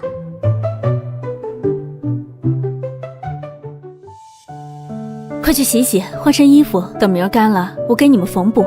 这几天俩孩子天天2头跑，也赚了2000多银子。要不是钱不够，真想给他们买身新衣服。娘，抓到野鸡了，正好咱们明天开张，双喜临门，好兆头啊！行了行了，快去洗洗。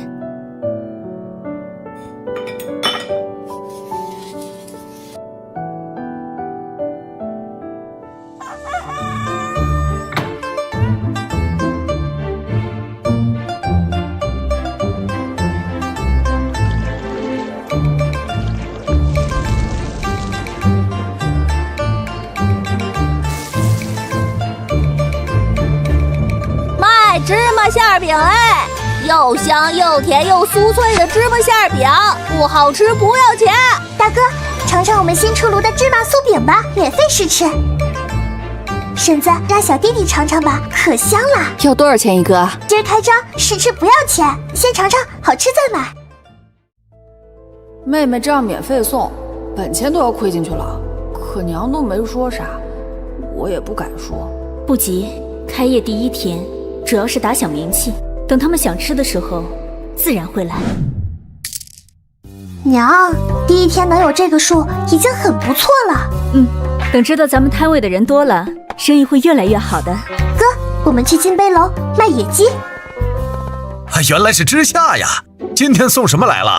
李大叔，昨儿得了只野鸡，您瞧瞧，能给个什么价？还挺肥，320文。怎么样？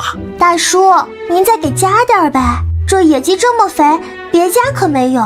再说了，我娘最近在琢磨一道镇上从没有过的新菜，要是成了，我第1个给您送来。真的？比真金还真。400文，就400文，不能再高了。丫头，你娘那新菜出来啊，可得先往我这儿送啊。成交，一定一定。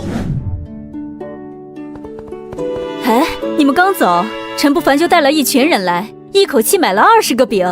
娘，这是卖野鸡得的400文，我讲价了的。就你机灵，去吧，跟哥哥弟弟一起去吃碗面，给我带2个馒头就行。大婶要4碗面，3碗在这儿吃，劳烦您帮我送1碗到那边的馅饼摊给我娘。好嘞，你这闺女真实诚。大妹子，你这闺女真孝顺，没白养。大姐说的是，我家3个孩子都孝顺。四海还是太小了，等开张这几天过去，你还是留家里带弟弟吧。摊上的事有我和你大哥就行。好，我再帮5天忙，明天还是把四海寄存在贵婆婆家吧，省得她跟着我们受累。我在家还能去山里找点野味，让哥哥带来卖钱，顺便还能多睡会懒觉，挺好。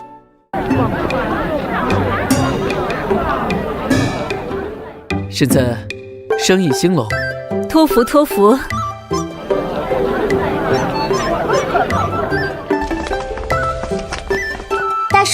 看这2根大骨头上都没啥肉，酥我们呗。我用一个芝麻酥饼跟您换。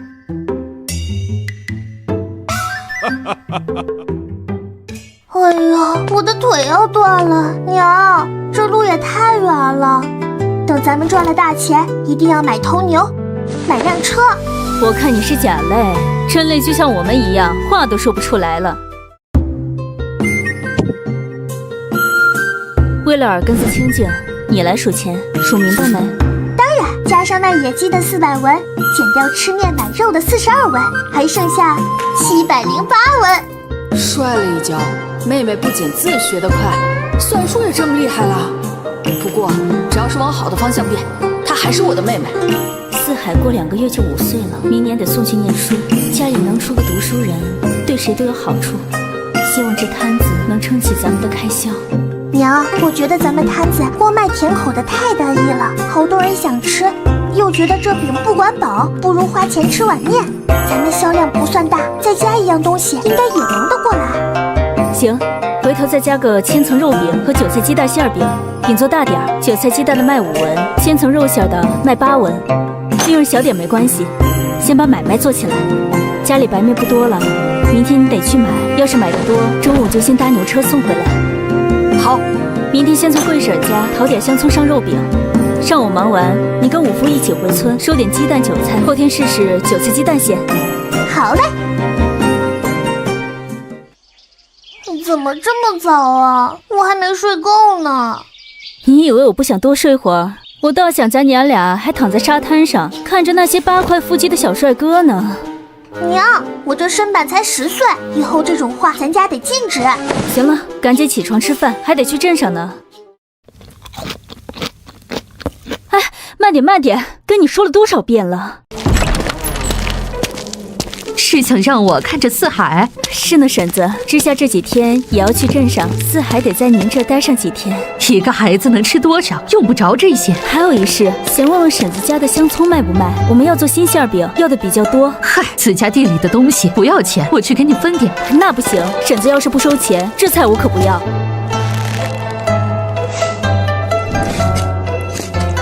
这饼怎么卖的？芝麻馅饼5文，肉馅千层8文，皮儿薄馅儿多，一口下去滋滋冒油，特别管饱。来一个尝尝。那来一个肉的吧。好嘞，你拿好，当心烫。多谢客官，慢走啊。这丫头也不知道随了谁，有时候死要面子，有时候又没脸没皮，简直就是个活爹。婶子，五福，知夏。福安哥，今天出了新品，帮我们尝尝味道。嬷嬷手艺真不错。味道确实不错，外皮酥脆，内里肉香浓郁。几位大哥，璞玉书院里有饭堂吗？我看中午出来吃饭的书生好像不多。有饭堂，不过不好吃，家境好的会去新街吃，很少来老街这边。饭堂嘛，都是大锅饭，可以理解。小姑娘好似吃过大锅饭。那倒没有，就是听人说起过。掌柜的，白面怎么卖？0卖9文1斤。我要是买100斤呢，能不能便宜点？你看我们天天在镇上摆摊，以后用量大着呢。8文2，不能再低了，必须一次买100斤。手上连500文都没了，全家人的破衣服、烂鞋子，还有家里那破床，都得再等等了。五福，你看好粮食，我回去叫你妹妹。您的饼拿好了。哎，多谢。娘，买好了。买好了，牛车还有1刻钟就走，你大哥在车上等着了，你也快去。嘿，这就去。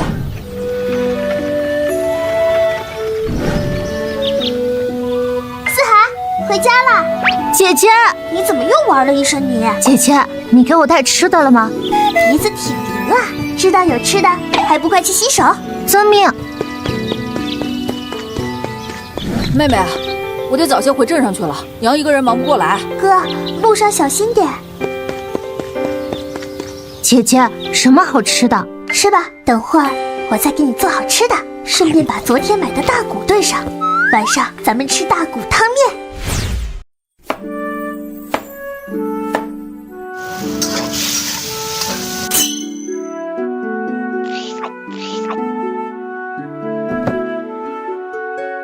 姐姐炒的饭真好吃，看来得跟她打好关系，以后就我俩在家了。以后姐姐给你做更多好吃的。我出去收点鸡蛋和韭菜，你在家乖乖的。之夏，你不是去镇上了吗？中午回来的，我娘叫我在村里收点鸡蛋和韭菜，你家有吗？哎，要多少啊？我们家还能卖6个出去。韭菜要不要啊？都要。现在以后你家有多余的蛋都可以往我家送，过几天我就全天在家了。成，再有蛋我叫来妮儿送去。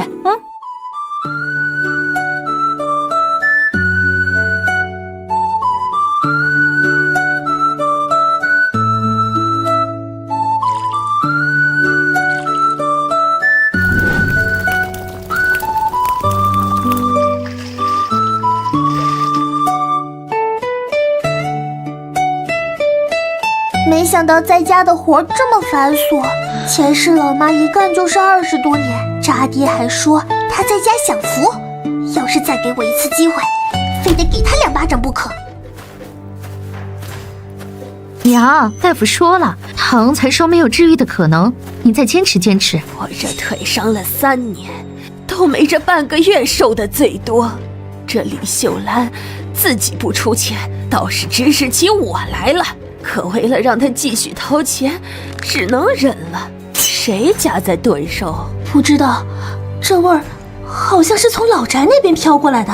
赵玉珍那几个白眼狼搬出去大半个月了，一个都没回来看过我，日子倒是过得挺滋润。杏儿去一趟老宅，让赵氏去赵家庄叫他兄弟来帮忙，家里田地你2哥一个人忙不过来。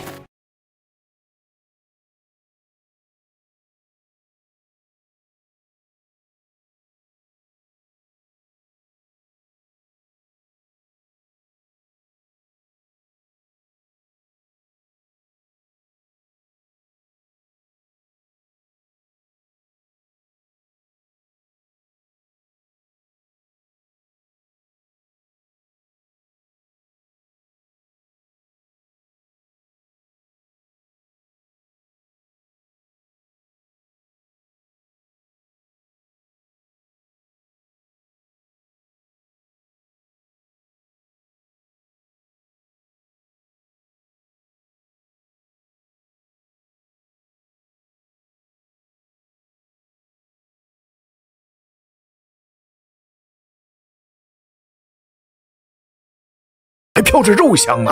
难道赵氏真干了什么见不得人的事儿？乐此事小，是节是大。春熙，这话不能乱说。赵氏这些日子在做什么，我们这些当邻居的都清清楚楚。他赚的每一个子儿都是干干净净的。有些人眼蒙心脏，看什么都是污秽的。一个未出阁的姑娘家，张口闭口就是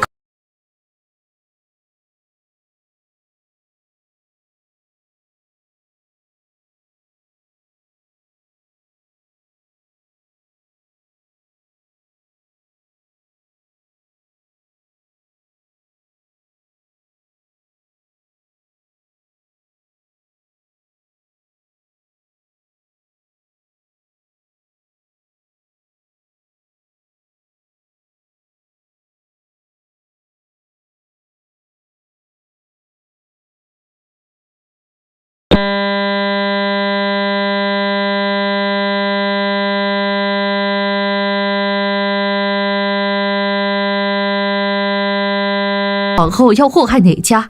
婶子放心，咱可看不上他那样的，他呀心气儿高着呢。行了，我们先回去了，你把门关好，当心他去而复返。哎，婆婆慢走。娘，你是不知道，林之夏那小贱人不仅关门不让我进，还咒我遭天谴。你说老宅还炖着肉，千真万确，那肉香味儿，看热闹的都闻到了。这赵氏刚做点小买卖就不知道天高地厚，这么花钱，迟早败光。水生，吃了饭你去趟老宅，你大嫂一个女人家在外抛头露面，别是借着做买卖的幌子干些见不得人的事儿，伤了你大哥的门风。好，娘，家里田地我一个人忙不过来，要么让大嫂去叫赵家舅哥们来帮忙，要么咱花钱请人吧。哪有闲钱请人？我今天让杏儿去，就是说这事儿，结果被那小妮子关在门外。待会儿你去了，顺便把这事儿提一提，让她上点心。哎，好。娘，娘，你可算回来了，江湖救急。你在厨房打仗呢？大嫂在家呢。有事？听说大嫂最近在镇上做买卖，家里没田没地，只能做点小买卖赚口粮。今天来是想问问，如今春耕正忙，赵家几位大哥什么时候能过来帮忙啊？往年我娘家兄弟来是为减轻我的负担，如今我家没田没地，他们自己家都忙不过来，还来这里干什么？嫂子，家里正忙，你还真什么都不管了？再忙也跟我无关。既然签了契书分了家，往后我就不会再管你们的事。要是觉得我们碍眼，你可以让娘给我一封和离书，我立马带孩子走。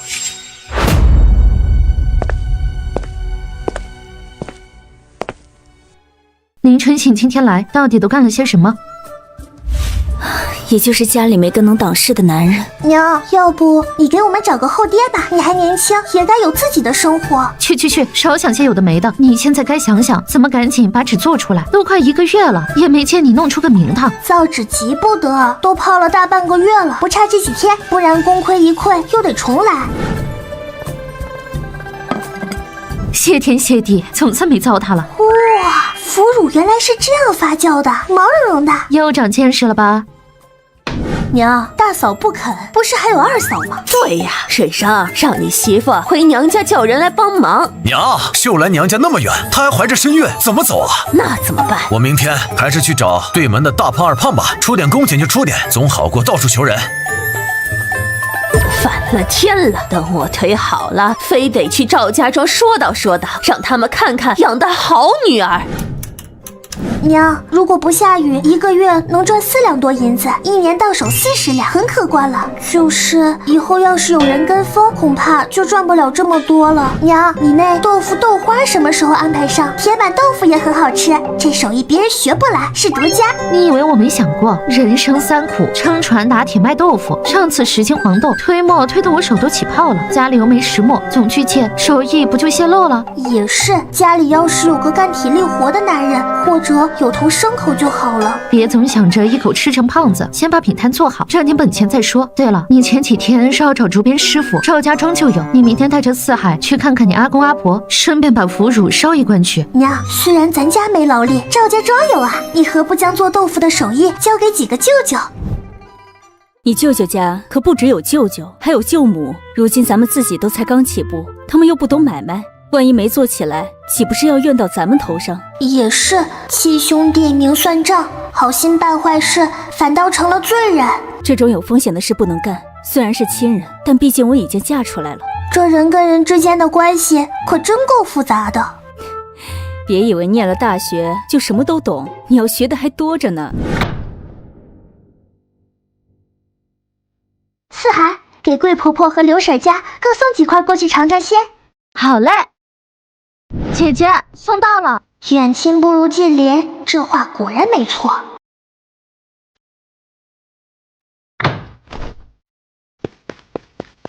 四海，你看，那是槐花树，再过半个月开了花，咱们采回去包饺子吃。该喊人了。阿公阿婆，我们来了。这不是玉珍家的小儿子吗？长结实了呀。听说玉珍分家了，可见在婆家过得不好。哎呦，我的小祖宗跑得满头大汗，你娘呢？娘没来，姐姐带我来的。阿公阿婆、舅舅舅母、表兄表姐，你娘心可真大，就让你们2个孩子跑这么远的路。阿婆别担心，我都10岁了，不小了。娘和哥哥去镇上卖酥饼，特意叫我带四海回来看你和阿公。就算看穿了，我还是林之夏，这是事实。女大18变，性格有点变化很正常。之夏丫头，你跟阿公说实话，你娘的买卖到底怎么样了？要是不行，就赶紧收了，让你舅舅们去给他开2亩荒地。阿公放心，赚不了大钱，但养活我们一家4口没问题。你要不信，可以让舅舅们去镇上瞅瞅。你这坛子里带的什么？我娘腌的腐乳，给你们尝鲜的，特别下饭。大舅，我娘说村里有个手艺好的竹编师傅，你能带我去看看吗？我要找师傅编几个竹帘。找竹编师傅做什么？我娘让我找师傅编几个竹帘，家里用得上。大舅放心，我今天带了银子来的。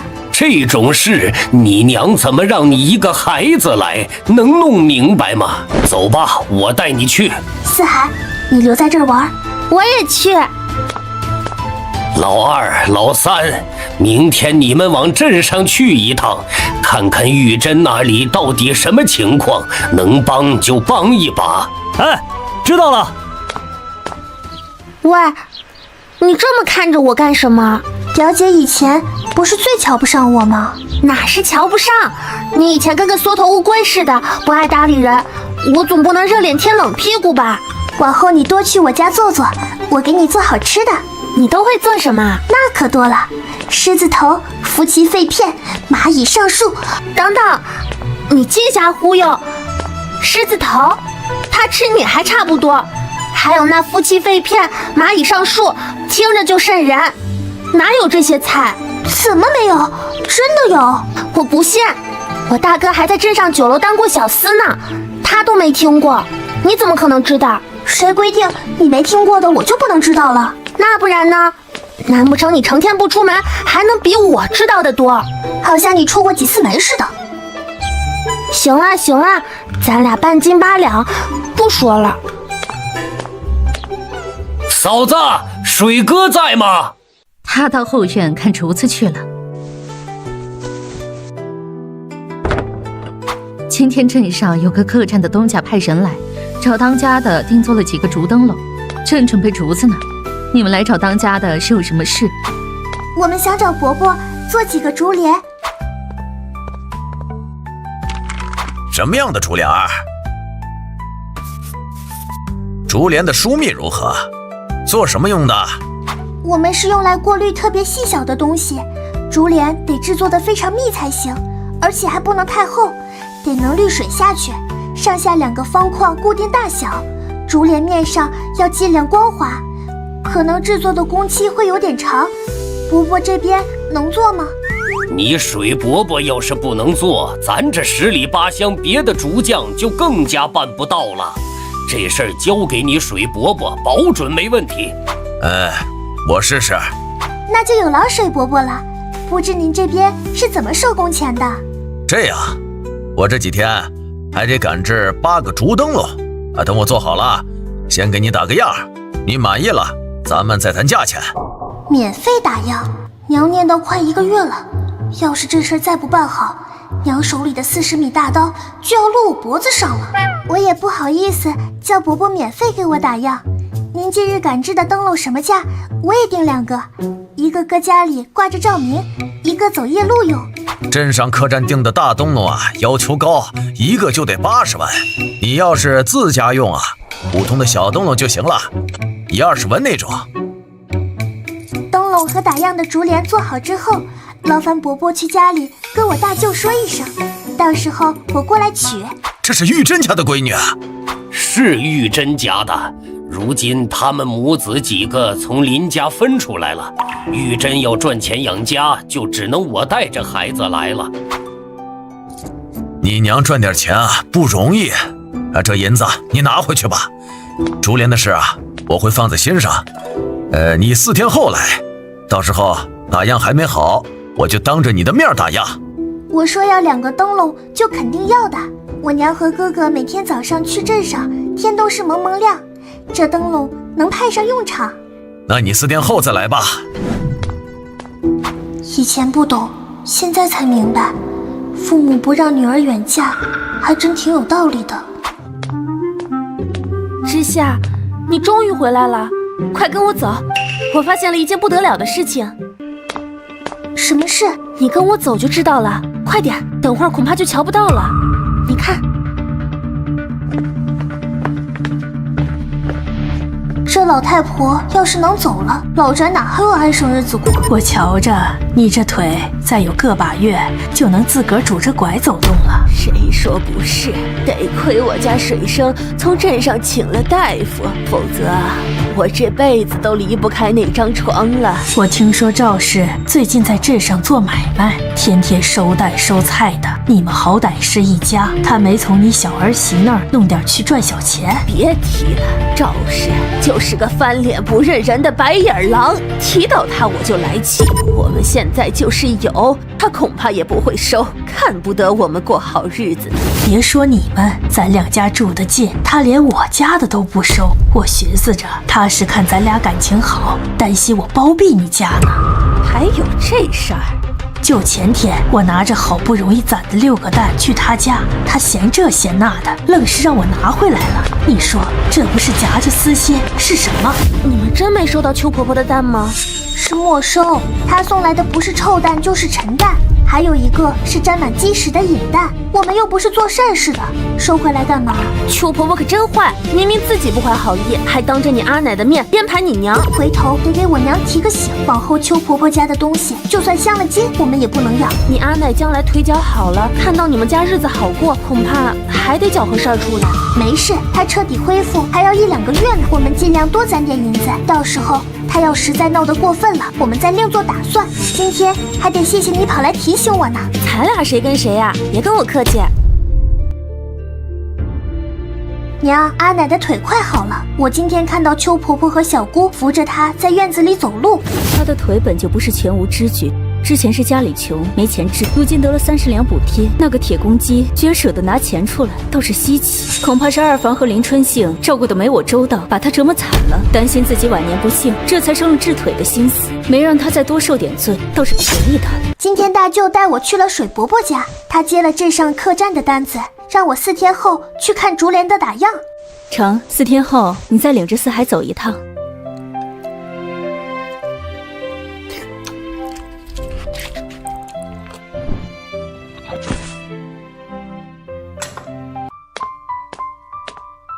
哎呀，盼星星盼月亮的，总算把你们给盼来了。可是你们娘腌制的新菜式成功了。这是我娘最近腌制出来的腐乳，李大叔请品尝。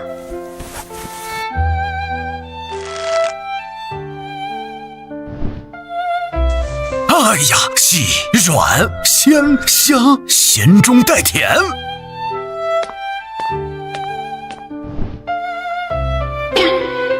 你这腐乳有多少？我全要了。这样大小的坛子还能再装16坛。我娘说了，制作工序复杂，用料不便宜，定价120为1坛。如今天气热了，至少半年内做不了第2批。这腐乳就只金杯楼独有。奸商啊！昨天娘俩商量时，不是说30文1坛，薄利多销吗？怎么转眼就120文了？这可是10倍的利润啊！行，都给我拿过来吧，我马上就账房给你结算银子。余下的1个时辰后给大叔取来。不过我得先提个醒，下半年要是出货多，价格有所调整也正常，希望大叔理性对待。物以稀为贵嘛，我懂。以后啊，再有什么好东西，可得第一时间想着我。妹，你昨天不是和娘商量好卖30文1坛吗？怎么卖成120文了？规矩是死的，人是活的，得具体问题具体对待啊。大哥刚才没瞧见李大叔他们多稀罕咱家的腐乳吗？那必须得加价，能多赚点，谁不想多赚点？奇奇怪怪的知识又增加了。你卖这么高，回头咱们自个儿零卖，该如何定价？定得低了，怕人家有意见。娘放心，我都跟李大厨提了醒，有了金杯楼的铺垫，咱们量产后卖个60文应该没问题。大婶儿，给我来碗面，加个蛋，再多给我加几片肉。原来把摊子摆在这鸟不拉屎的地方，能做得好买卖才怪了。大婶儿，你这摊位最近生意如何？唉，自从添了2户卖熟食的，生意差了些。这好解决，别人卖什么，你也可以跟着卖呀，总不能还做不过那些新来的吧？大嫂，你们就是这样招待客人的？难怪生意这么惨淡，我吃碗面的功夫，1个客人都没见着。是，所以你还不走？看到你了，谁还有实力？小姑莫不是来打秋风的吧？林之夏，你嘴巴给我放干净点，没大没小。小姑这么气急败坏，难道被我说中了？我娘做的东西好吃吗？可惜这秋风你怕是打不着喽。娘，他们在贴什么？谁知道呢？可能是关于种田的告示吧。咱家没田没地的，不用管。什么人呢？这么缺德，连告示都接。娘，好消息，天大的好消息！什么好消息？娘，你看，这上面有大哥的名字。我问了识字的人，说这是官府的荣誉榜。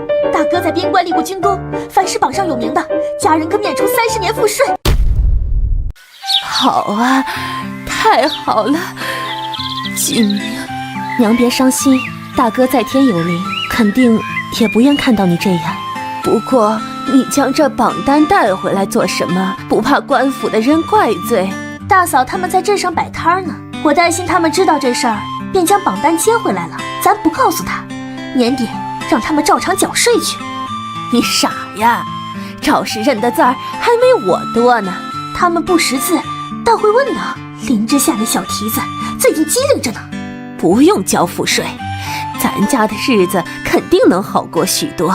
这榜单接回来也好，你收好了，千万别给外人瞧见。大房已经分出去了，他要是知道这事儿，为了这点银子，指不定又要闹30年赋税，那可是20多两银子呢。对，这事儿确实不能叫大嫂知道，杏儿可一定要收好了。二嫂放心，我不会让他们有机会发现的。等会儿回屋，我就把纸裁了，回头用到茅房去。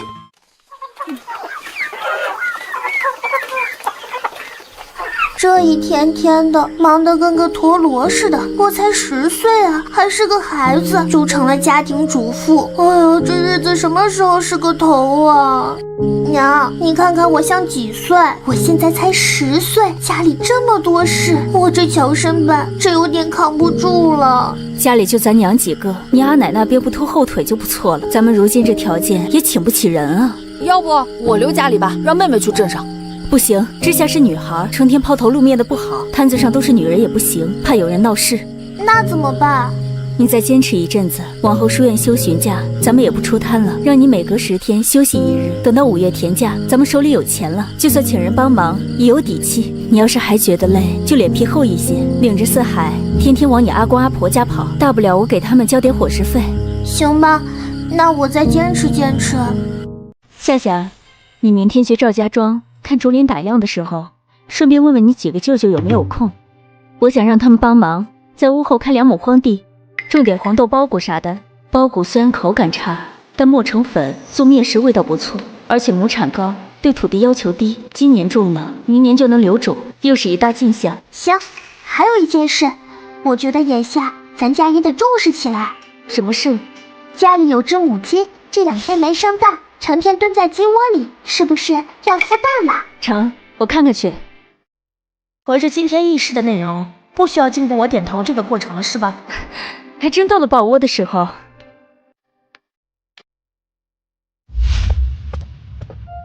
明明不是回家，却突然有种回家的期待感。快走，大舅在前面等着我们了。大舅早上吃了没有？吃了。走，大舅带你们回家，知夏也赶紧跟上。嘿，来了！阿婆，这些芝麻馅饼是我娘特意准备的，让阿公阿婆也尝尝她的手艺。你娘一天能赚几个铜板？今儿来带点儿，明儿来带点儿，家里还能存下钱吗？孩子一番心意，东西都带来了，还让他拿回去不成？小姑做的馅饼真好吃。这真是你娘做的？难怪珍儿这买卖能做起来，味道确实不错。既然让赵水帮忙做竹帘，这2个饼子带他家去吧，回头他对你们的事也能多上点心。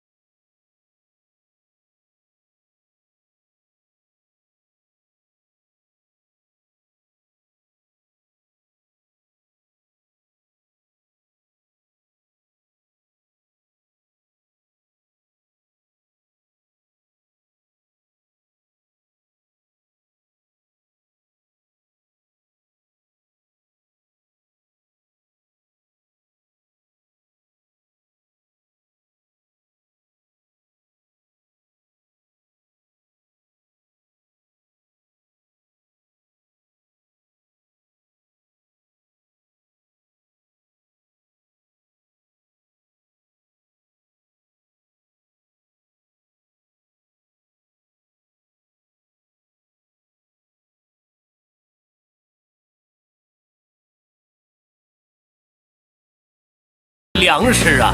你们还一抱就抱2只，做决定也不问问大人。你娘赚钱不容易，得省着花。哎，算了，往后买东西跟家里大人商量着来，别再自作主张了。阿公说的是，大舅，我娘说想在屋后开2亩荒地，你们这几天有空吗？开荒种地可以。阿全，下午送孩子回去的时候，顺便去看看，丈量好位置，明儿领着老2、老3一起去。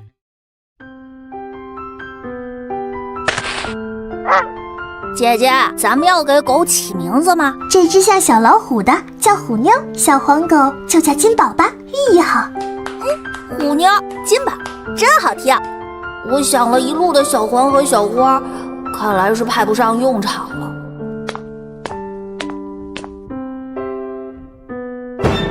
之下说你想开荒，爹让我来先丈量好土地，跟李正报备一声就能开了。五福，快去请李正伯伯来，让他带尺来一趟，晚饭也在家里吃。我给你们报上去2亩地，你们适当多开个几分到半亩的也不打紧，我就睁一只眼闭一只眼了。那就多谢李正了。甭客气，季明也算是为国捐躯。听说如今边关仗打完了，该得的好处最近也会陆续下来，你们多留意留意。都说杏花村的李正是个敞亮人，我不会说漂亮话，先敬沈大哥一杯。你小子按年纪得唤我声叔呢。沈大哥宝刀未老，当得小弟这一声大哥。赵氏还是林家的儿媳妇呢，怎么能有点好东西就往娘家送？养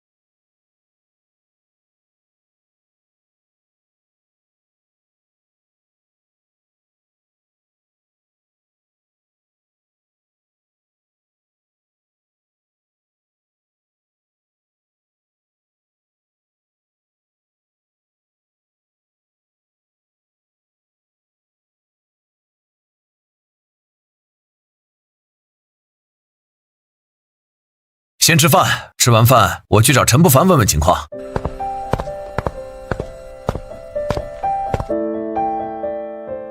陈不凡，你怎么来了？你二叔来找过我了，让你给我们使绊子。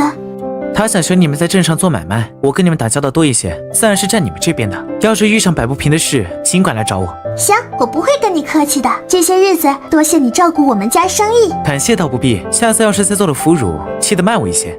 你吃过金杯楼的腐乳了？你等等。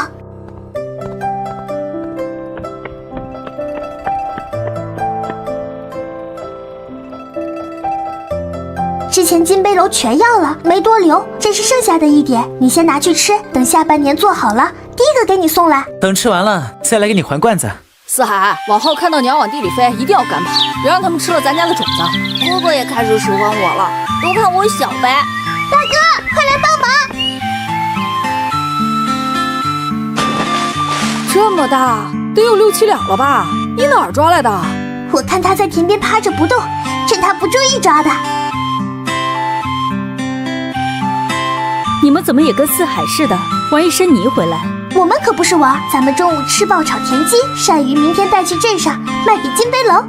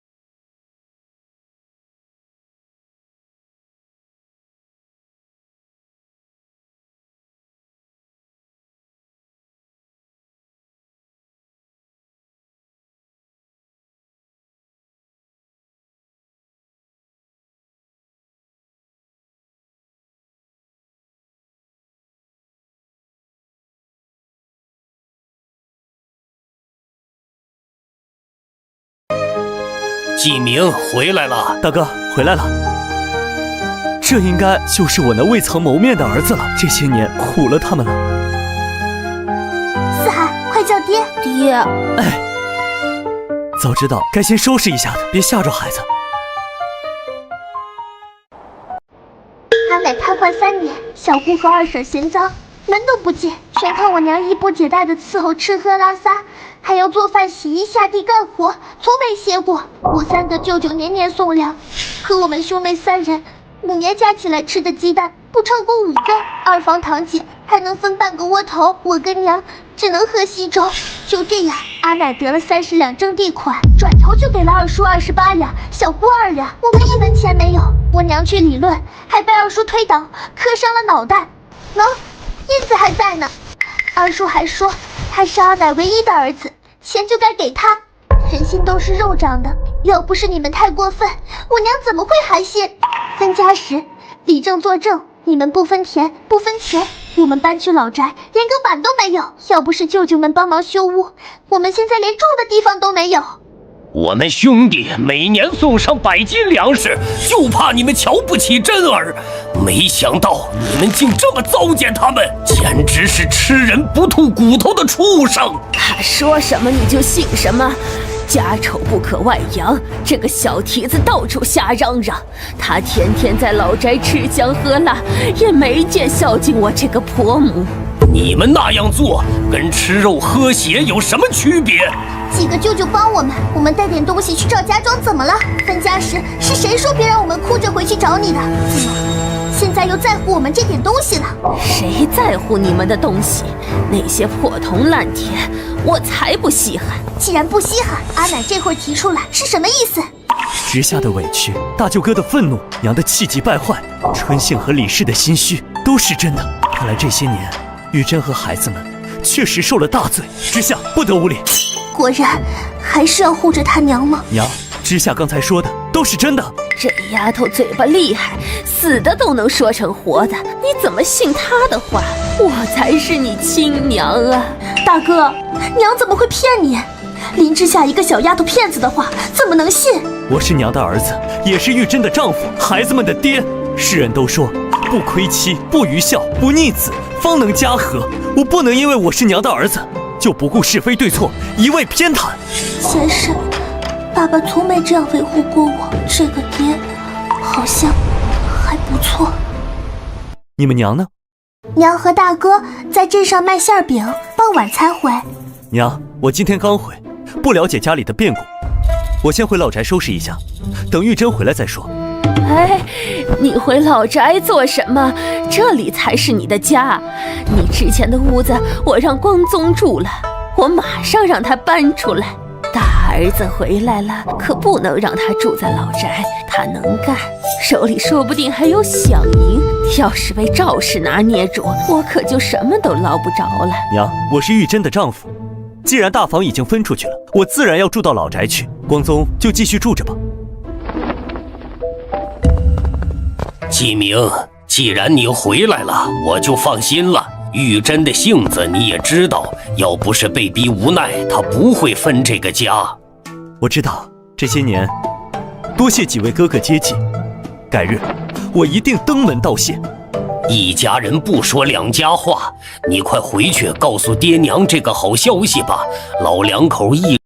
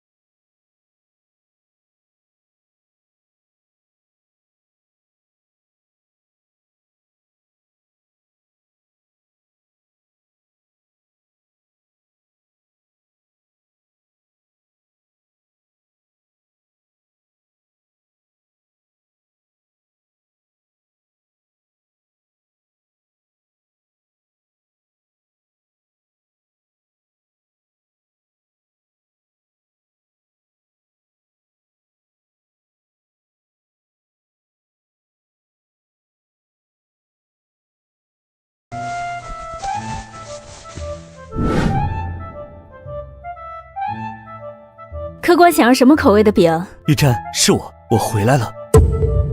爹娘，是爹没死，他回来了。怎么突然就回来了？这下有点麻烦了。他好像并不怎么高兴，是分别太久生疏了吗？你回过家了吗？啊，回了，见过知夏和四海了。这几年辛苦你了。玉珍，看到我回来不高兴吗？没有不高兴，就是太突然了，还没反应过来。我来吧。我毕竟不是原主，他可是原主的丈夫，这抬头不见低头见的，迟早要同床共枕。万一被他发现不对劲，打乱了现在的生活怎么办？他看我的眼神好陌生，不过没关系，人回来了，只要我好好待他，总能回到从前的。我要做什么？饼胚放鏊子上炕熟，然后放边上保温就行。当初怎么想到把摊位摆在这儿的？这是知夏挑的，他说这靠近书院，可以做书生的买卖。我走时他才丁点大，转眼就成大姑娘了，还知道拿主意了。3年前到底发生了什么？为什么会传来你的死讯？这事儿回去我再跟你解释。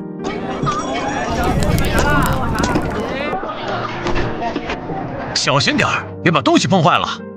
大嫂，你们今天也来了？二叔，大嫂怎么跟个外男走这么近？大哥尸骨未寒，他就这么耐不住寂寞？大嫂，我大哥虽然没了，你也不能这么逗啊！五福还在旁边看着呢，你这样对孩子影响多不好。站在你嫂子身旁的人是我，有什么问题吗？大哥，我错了，我不该勒索嫂子，你别吓我，求你了。二叔，我爹可没有吃人的癖好。今天站在这里的若不是我，你是不是就要把白的也说成黑的，让你嫂子这买卖都做不下去？我不在家时，他们就是这样欺负玉珍母子的。大哥，真是你什么时候回来的？娘知道吗？我已经回过村了。你这摊位打算做什么买卖？这不是看大嫂生意好，也想来卖饼子吗？大哥，你要是介意，我这就换地方。玉珍觉得呢？我们已经分家了，他们想做什么我管不着，各凭本事吧，省得到时候黑了球又怨我们。好，大哥回来了，娘会不会让他家搬回去？那家产会不会要重新分啊？东西这么多，我给你拿点吧。不用，这点东西不算什么。你们站一天也累了，咱们搭牛车回去。以前都舍不得花钱搭车，现在爹回来了，他说什么就是什么，感觉真好。娘，大哥，你们回来啦！爹，知夏，出来吃糖，厨房的事儿，爹娘来就行。哎，来了。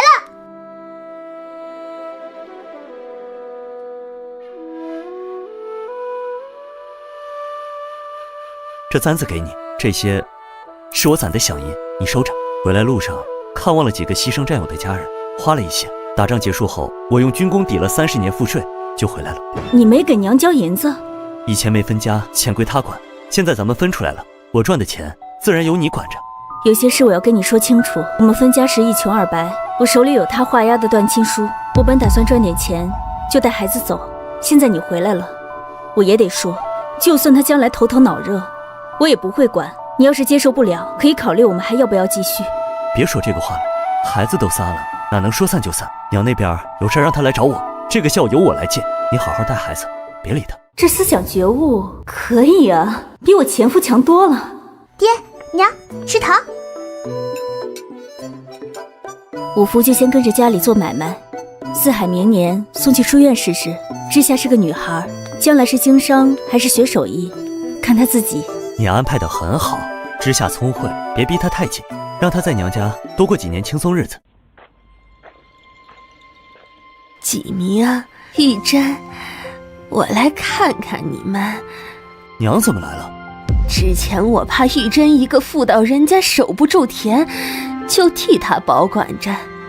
如今你回来了，这田是你们夫妻买的，自然该还给你们。娘当初可不是这么说的，您说除非我把您接到老宅伺候，才同意把田给我种，100年后田还是要给水生。您这算盘打的，傻子都听得出来。你说的什么话？纪明看着呢，你连装都不装了吗？我伺候了您3年，换来了什么？早知今日，何必当初？纪明，你看他这种不敬长辈的悍妇，就该休了。娘，宁毁十座庙，不拆一桩婚。我和玉珍夫妻和睦，孩子也懂事，我为何要休妻？我们已经分家了，您就多操心水生和杏儿吧。合着我来送田契还送错了。这田本就是我们大房的私产，如果我没回来，娘想必也不会送来吧。什么私产？没分家，你们赚的都是家里的。有了媳妇忘了娘，我怎么养了你这么个不孝子？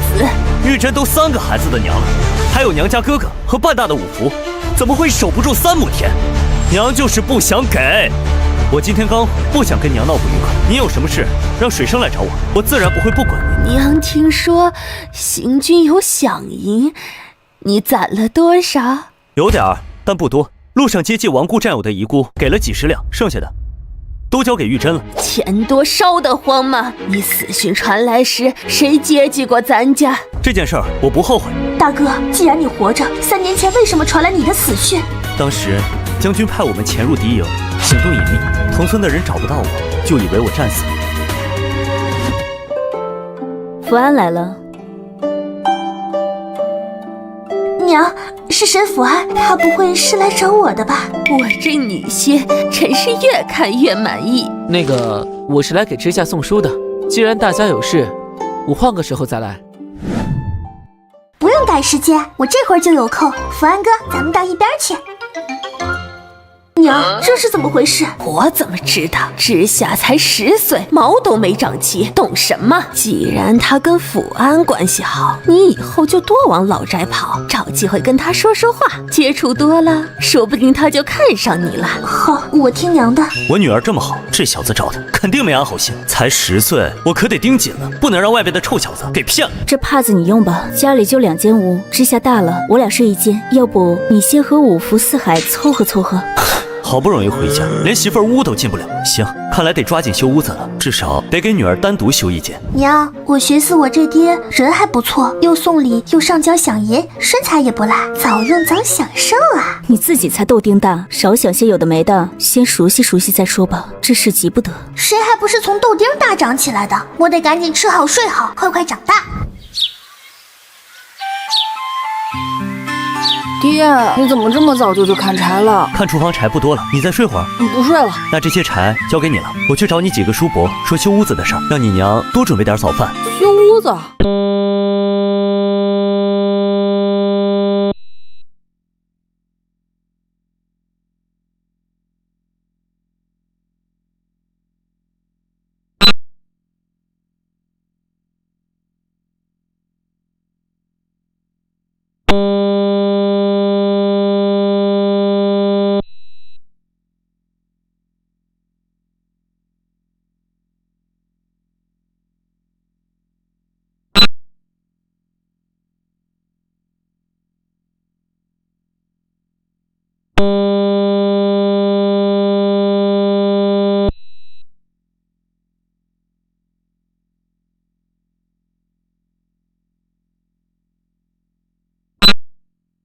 嫂子手艺真不错，难怪镇上生意能做起来。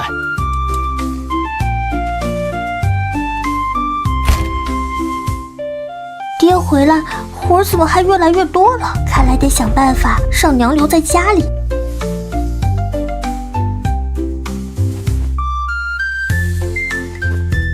思涵，我教你拿笔练字。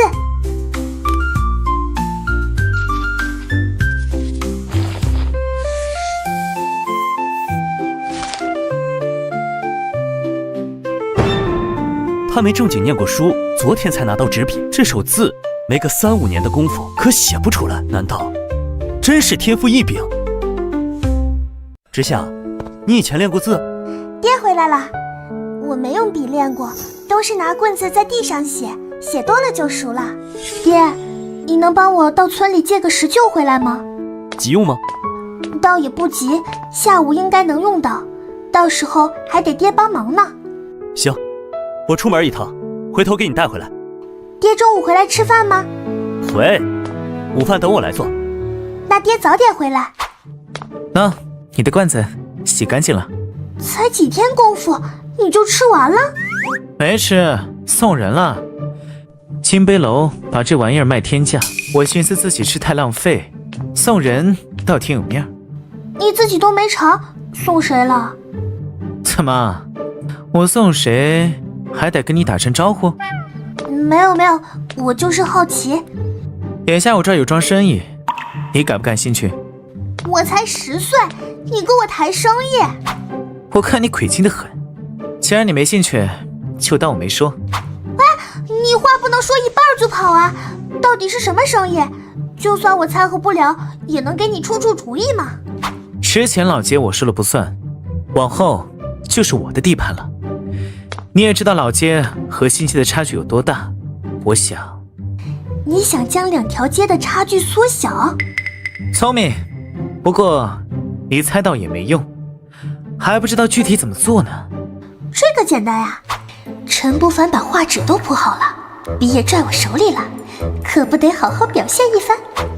新街都是有钱人，资源都倾斜过去了，你想在豪华上打败新街不可能，但是我们可以花最小的成本把老街打造成一条特色街，让它成为新街住户闲暇时的后花园。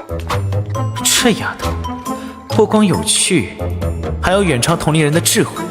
我先把你这提议报上去，要是真实施起来，你得出点力，当然不会让你白帮忙。作为回报，我给你们换3个位置最好的摊位，免租5年。3个摊位？我看你的目的是想让我再给你多想些特色出来吧。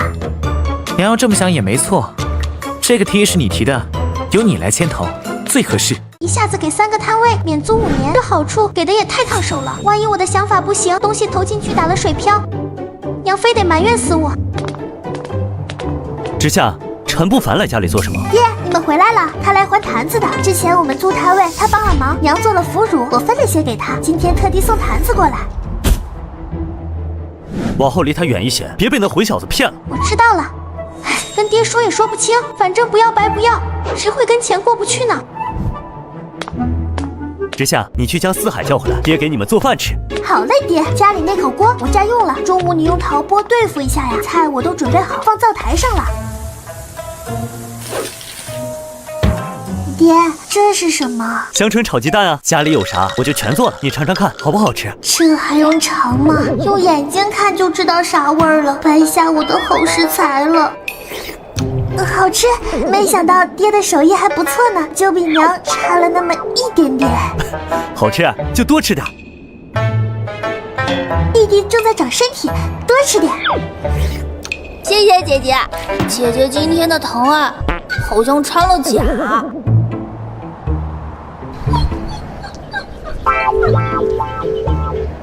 算了，以后我还是自力更生吧，可不能再让爹祸害食材了。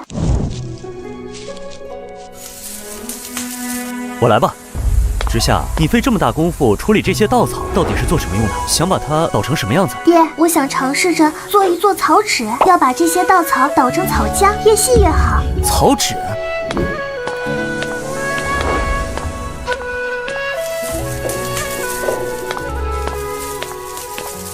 果然，爹还是爹，做饭虽然不行，但这生活常识可比我强多了。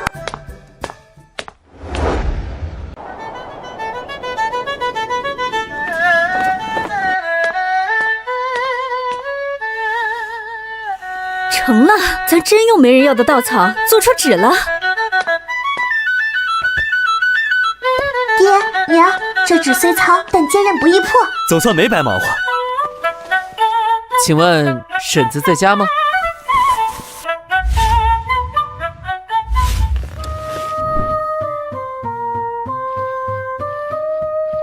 哇，这草纸当真了不起，质地坚韧，价钱想必也比市面上纸张便宜许多。成本低，都是不值钱的稻草做的。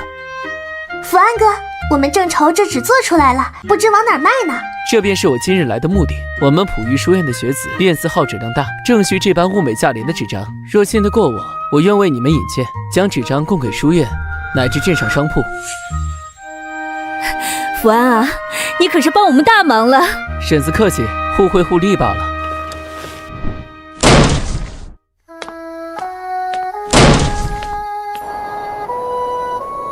哎呦，日子真红火，发财就把我们忘了。大哥大嫂太不孝了，娘在老宅吃糠咽菜，你们倒吃香喝辣。已分家了，我家的事不劳你们费心。分家就不是我生的了。林继明，今天我们没处去，就住这儿，你得给我们养老。心虚了，想拿钱打发我们？睁眼看看，这是什么？哼，当初我不在，你们骂我们是累赘，如今见我们好过，就来沾光。你要不认亲娘，我去村里告你不孝。你去告啊！这白纸黑字，村长李正都按了手印，我倒要看看有没有穷时是累赘，富了是亲娘的道理。我们能有今天，与你们林家再无瓜葛。